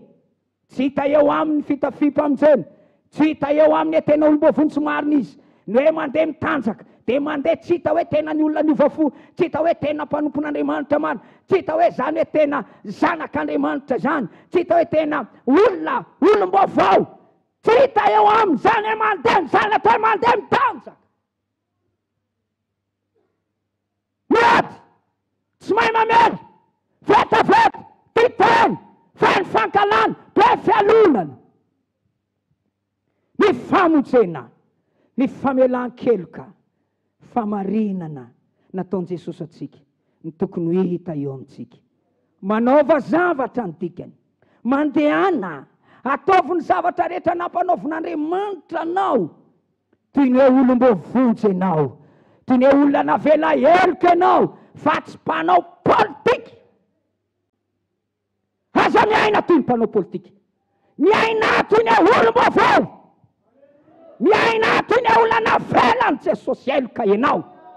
Tahaky namelan'Andriamanitra ny heloka reo tamin'i Kristy, naoka hifamelanareo heloka kosa. Teraina ny tompo, mandehana, olona namondrana fo ianao dia tokony ho mpamindra fo. Izany ny dikany hoe hitafio Kristy tompo. Tsika Romana 3:7-4 dia tsy tanjaka isika. Jesosy no hita eo amintsika, ny voninany, ny famonjena izay vitany, ny fanavotana izay vitany, ny fanafana izay vitany. Aleluia! Ary tsy ariary eo amin'ny fiainantsika ny asany nofo. Teraina ny tompo amin'izany. Haleluia! Alohan'ny hivavahantsika, i Adama tena niraitra ravina viavy. Nanina hoe Adama? Nitanjaka izy dia naka ravina viavy, na sary ny fitanjana. Mino fa tsisy mpanompon'Andriamanitra, tsisy mpino ato amin'i Jesosy mamonjy ka tsy mahatsapa fanaintaina na mahatsapa hoe tsy toy ny teo aloha intsony zava-misy ankehitriny. Marina ve zany sa tsy marina? Mahatsapitsika misy henatra ihany. Mahatsapa ianao misy zavatra tsy mandeha amin'ny fiainanao. Mahatsapa ianao hoe tsy tahaky ny teo aloha, tsy mahomby intsony isika, tsy mahazo olona. Andehanao fitoriana filazantsara ny ray. Za tsy manohitra an'izany, ataovy. Dia jereo ny vokatra. Mahazo olona sa tsy mahazo. Ity anie tsy atao hoe asa dia atao fotsiny e. Maniraka anareo mba handeha sy hamoary areta ny vokatrareo. Ny fitanjahantsika dia tsika tsy mahavokatra intsony. Ny fitanjahantsika tsy mahomby intsony. Tsy toteny eto a Madagasikara. Indra eto arivo. Manina ny hafa manao mahavory. Tsika tsy mahavory. Ara misy olona fotoana mba tena voavatsika ho tonga tena olom-bavonjy marina ve. Tena voavatsika ho tonga olona feno fahasoavana ve. Ho tonga voavatsika ve ho tena olona fonony tsenan'i Jesosy eny amin'ny rahoany. Miaino tsara ve anao? Matsapa fitanjahana isika, mandeha mitanjaka isika, misy fombiazana, falemenana, tsy fatomombanana araboly, tsy fatomombanana eo amin'ny lafiny serasera, tsy fatomombanana isa-tokantrano, tsy fatomombanana amin'ny fitondran-tena. Feno azanaiza na teo anatin'ny tokantranonao enao tonga eto mety misy fitanjahana. Fa mihetsika tahaka ny Adama daholo isika, no ny afinafim-panahy manjaitra ravina viavy. Dia sarina ravin-kazo, asan'olombelona, zavatra vokarin'ny sain'olona, artisanal, hoy izay hoe 100% bio. Malaza be manko atriny, menaka tarehy bio, sakafo bio, efa trany eny Damasefo bio, akanjo bio, tsy nilon fa tena ravin-kazo mihitsy. Raha jerena ohatran'ny mahafinaritra, sahala amin'ireny jereva reny ianao any amin'ireny fampisehoana be dia be reny festival. Tena tsiaro an'iza moa le Eva-kazo, aiza Eva teo aiza Eva, ary amin'ny mamany ery Eva, dia nanao le ravin-kazo izy. Fa rehefa nanao le ravin-kazo izy nongotany daholo, marina ninao dia rainany tompo. Tena hita mbola tena masina le zaza. Napetaka le ravin-kazo, napetaka ny ray miainany, nongotany daholo. Dia ianao manjaitra ravina viavy, asan'ny sain'olombelona, tsy manaiky resy mihitsy sika. Feno henatra tsika, latsain'olona tsika, tanondrika isika, ataon'olona mety teny, matsapa miafina, na dia tsisy malala azy, hitan'ny tompony mizatra mahamenatra, manontany ianao ary raha tena fantatro daholo, na fantatry ny olona rehetra daholo momba anao rehetra.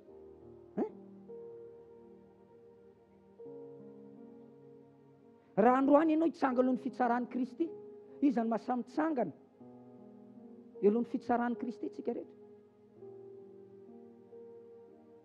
Raha ariary ny tompony zavatra rehetra ataonao, zao anao dia mety mizesitany. Arako niny eferanao, lazaiko ianao, pastera aza tenenina mihitsy ianao nambarako. Ambarako ianao lazako anio, ianao ihany sery lazako anio, matoky anao aho, ambarao rekany. Misy henatra fitondranao ny vatanao, ny fiainanao, tsy mba fantatra, misy henatra mitanjaka tsika. Tena mbola ataotsika, tonga eto tsika mandraitra ravina viavy. Hitanao lamba anaovanao iny, ravina viavy iny, teneny leo akaikinao, ravina viavy. Col roulé, ravina viavy roulé. Zipo lavo, ravina viavy, ravina kondro. Zany daholo le zesitiavanao. Ary ianao dia tena olona tena, dia mahita an'iny ianao, dia mandraitra ravina viavy. Ravina viavy, zany daholo. Mandraitra ravina viavy ny sia. Azafady, naoroanao aza oko iny. Mandraitra ravina viavy ny sepe. Mandraitra ravina viavy daholo tsika rehetra. Iny zany stratégie, fombafomba, hevitra, ataotsika an'izao, ataotsika an'izao, dia milamina io.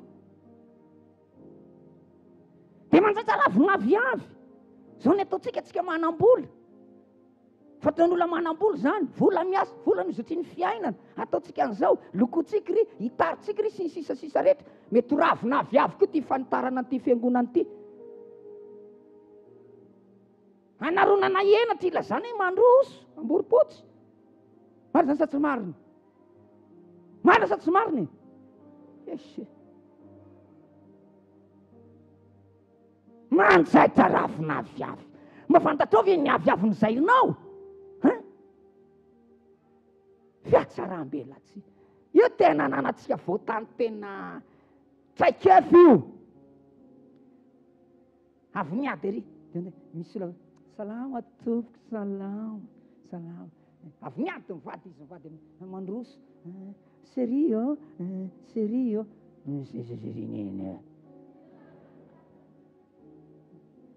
Ary misy efa tenerana mihitsy dia mody amboarina efa dia avy niady mivady zao. Mifanena amin'ny rahalahy, salama rahalahy, salama. Tsika moa iray ihany io. Endrika iray foza,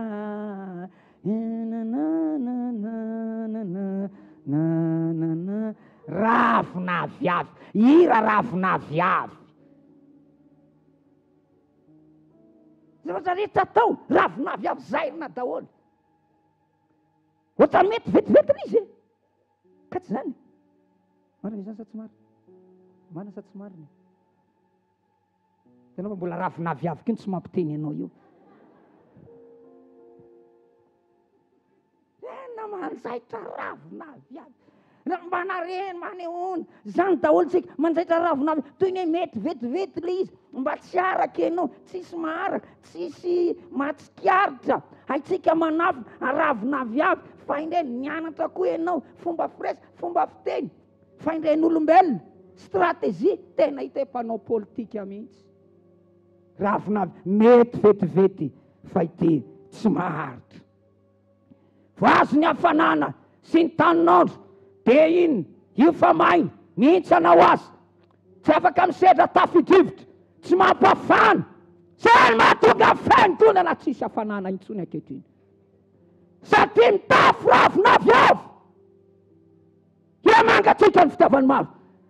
Osina teo amin'ny zanak'Israely. Tsy mihevitra ny lalan'izy ireo. Mitafy ianareo fa tsy mafana. Fitafiana tsy mampafana. Fa raha hitafy ny fitafim-pamonjena itsika. Halleluja! Halleluja! Zay tsy manao aleluia mitafy ravina aviavy. Mafimafy le aleluia. Mafimafy le aleluia. Tera Jesosy Kristy famarina atsika. Amonjy anao anay Jesosy. Anafaka anao anay Jesosy. Tsy meva marsy anio ary mandrakizay izy. Antso izy amin'ny andro fahoriana dia amonjy anao. Halleluja! Halleluja! David mividy asolanjany ny zava-panahy. Mampisy lanja ny resaka materielitsika. Zay navita fiangonana, hitarina tsy hitarina roa. Ravina aviavy daholo. Zay tena ilainy famonjena. Famonjena. Mividiana amiko fitafiana fotsy. Mividiana amiko dimaso. No hoe mividiana.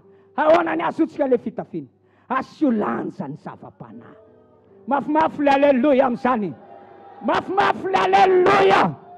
Tena tiako daholo nareo tonga tiako faly ao amin'ity maraina ity. Maromaro tsika tonga eto androany. Fa tsy izay ny zava-dehibe. Maro tonga ny an-danitra no ilaina. Pino vovonjy no ilaina. Ianao afa-potana no ilaina. Halleluja! Afaka hitory fanaminanao ary molo tonga eo amin'izany tsika. Fa ny voalohany indrindra, okasiana lanja ny fanavotana, ny herin'ny rano Kristy, famelan-kely. Ty mijoro ianao, mety tonga ty am-piangonana ianao, mety mahavita zavatra be dia be ianao, fa hoy ny tompo tsy fantatro na avitaiza ianareo, tsy fantatry ny tompo. Zay ty azy ihany ny fantany. Zay tonga teo amin'ny azo fijaliana ihany ny fantany. Zay nandray ny famelan-keloka ihany ny fantany. Halleluja! Halleluja! No mividiana amiko, asio lanjany, asio vidiny, no mividiana amiko, misy takalo, inona ny takalo? Fanolora-tena, ndao an'olo-tena. Fa misy fanolora-tena ve tsika? Misy fanolora-tena ho an'i Jesosy ve?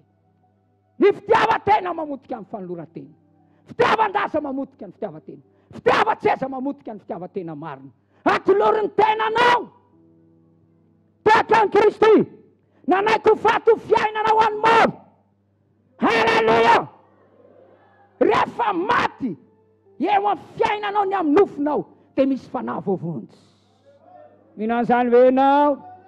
Mihinan'izany ve ianao? Izareo mba hiverina ho amin'ny fanolora-tena mariny. Raha vonina n'olotra ny fiainana ho an'i Jesosy ianao, dia misy fitafiana ho voatafin'ny tompo anao. amin'ny alalan'ny fanoloran-tena nompanao atompo, amin'ny alalan'ny fanoloran-tena atolotra anao ny fiainako, amin'ny alalan'ny fanoloran-tena tsy andeha mijangajangana intsony aho, dia andray anao ny tompo, amela heloko anao izy, anafaka anao izy, ny rano Jesosy Kristy manadio manafaka anao amin'ny tsy fahamarinana rehetra. Ireo tonga an-danitra mitafy akanjo fotsy, ny akanjo nosasany nofitsiny tamin'ny rano zanak'ondry, voavela helika talohan'ny nahafatesany, voavela helika talohan'ny nahatongavany Jesosy eny amin'ny rahona. Fotoana mety amin'ny tian'ity, raha tsapanao mbola tsy voavela helika ianao, matahotra hitsangana ny fitsarany Kristy. Arovony fitafianao, oka fitafiana fotsy, anaovy zany, inona mampianana anao tonga eto ianao, ary io ahitsano, io ravina avy avy entinao io. Anarany batisa, za vita batisa, za takan'izao, zay nyrom-piangonana eto, zay zao, ravina avy avy daholo zany. Vao maika tonga anao hafa barako zany, raha tonga Jesosy, fa raisy ilay fitafiana. Tsy andeha mitanjaka anetsika, amena sa tsy amena? Tsy andeha mitanjaka anenao, androany ampitafy anao ane Jesosy. Tsisy intsony kristianina misarabady, kristianina mijangajanga, kristianina mangala, kristianina tsy mandovo olan'olo, kristianina mpanamary tena, kristianina be felonana. Tsy izany anenao, tsy izany ane isika. Fovonjy ianao amin'ny anaran'i Jesosy.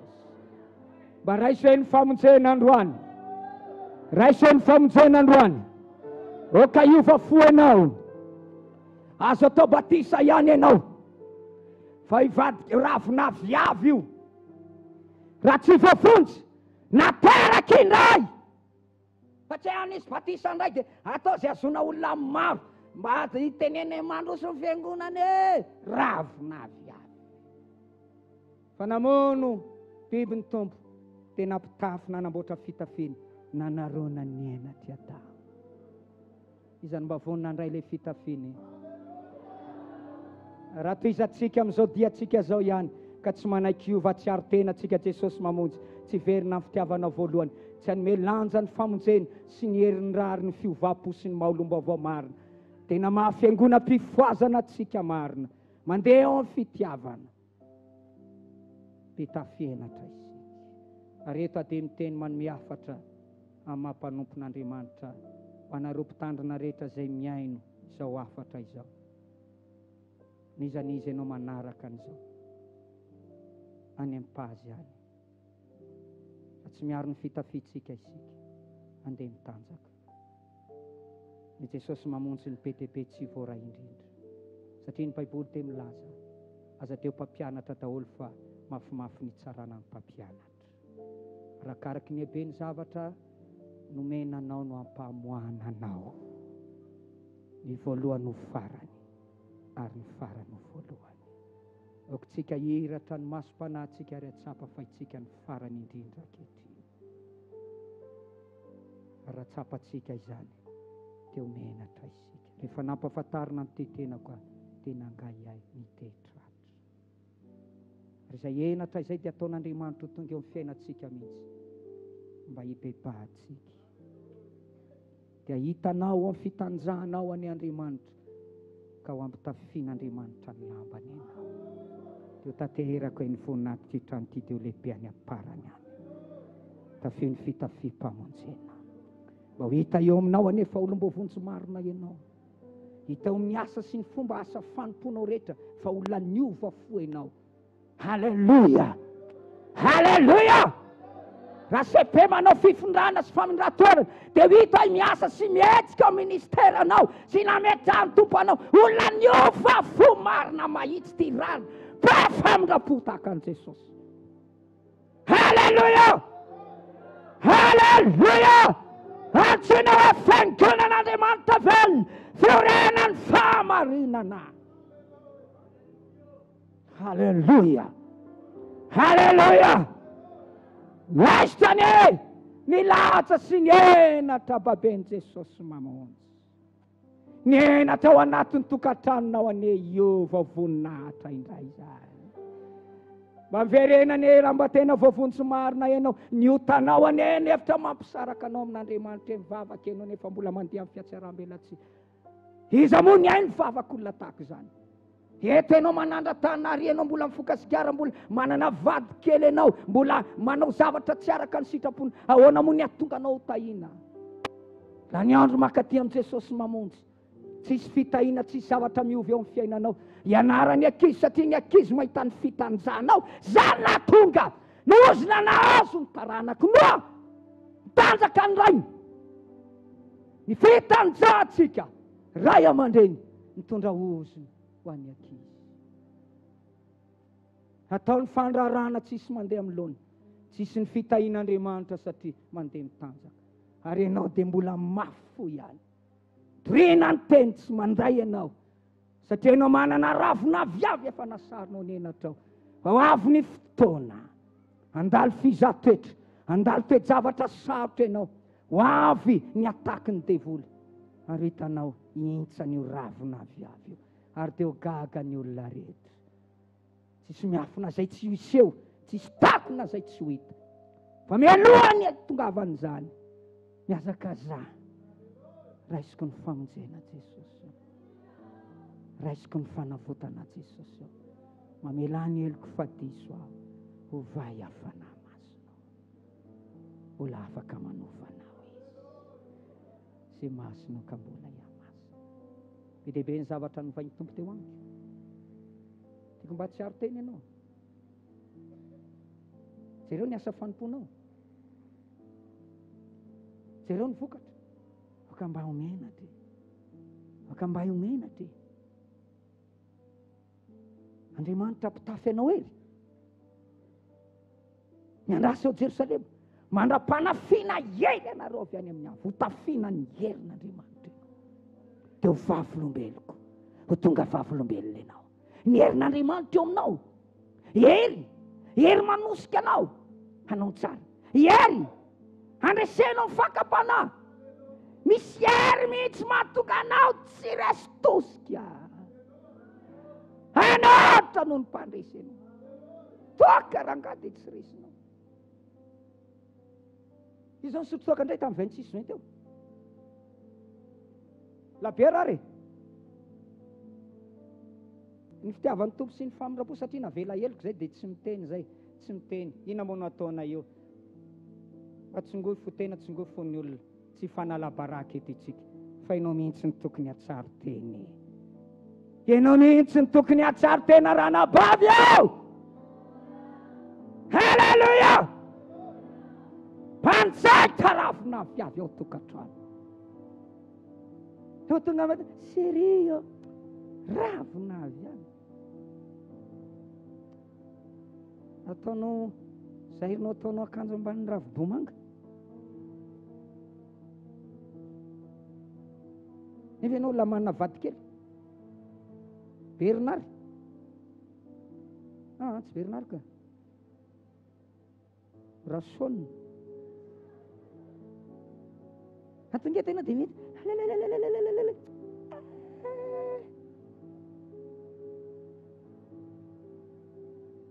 Fitanjana ry zany.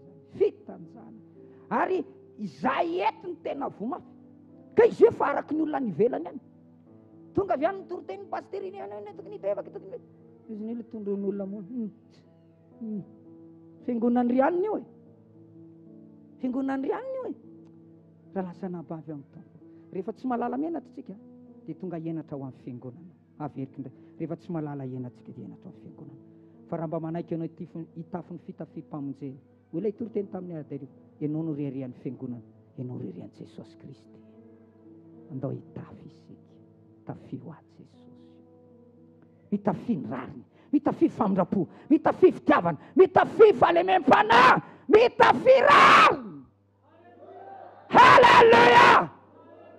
Rariny raha miafana.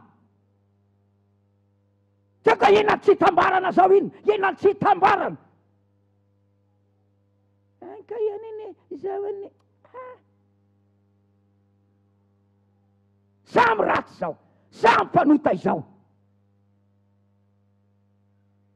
Raha lasa nabavy amin'ny tompo, ndao hitafy itsika. Haleluya. Engavenao mba hitsangana. Haleluya. Zay matsapo tsara ny tenin'Andriamanitra tiako mba hiteran'ny tompo izy. Tenenao mpahiresy leo akaikinao, ampitafy anao aneny ito. Ho tafiana hery ianao e. Ho tafiana fitafiam-pamonjena ianao. Izare mba maniry mba hiseho olom-baovao e. Halleluja, halleluja. Retafio Kristy, Kristy no hita eo aminao. Halleluja, halleluja. Izany anitsana rafikazo ny tafiny hatramin'izay. Matsangana ambony tanany ankavanana.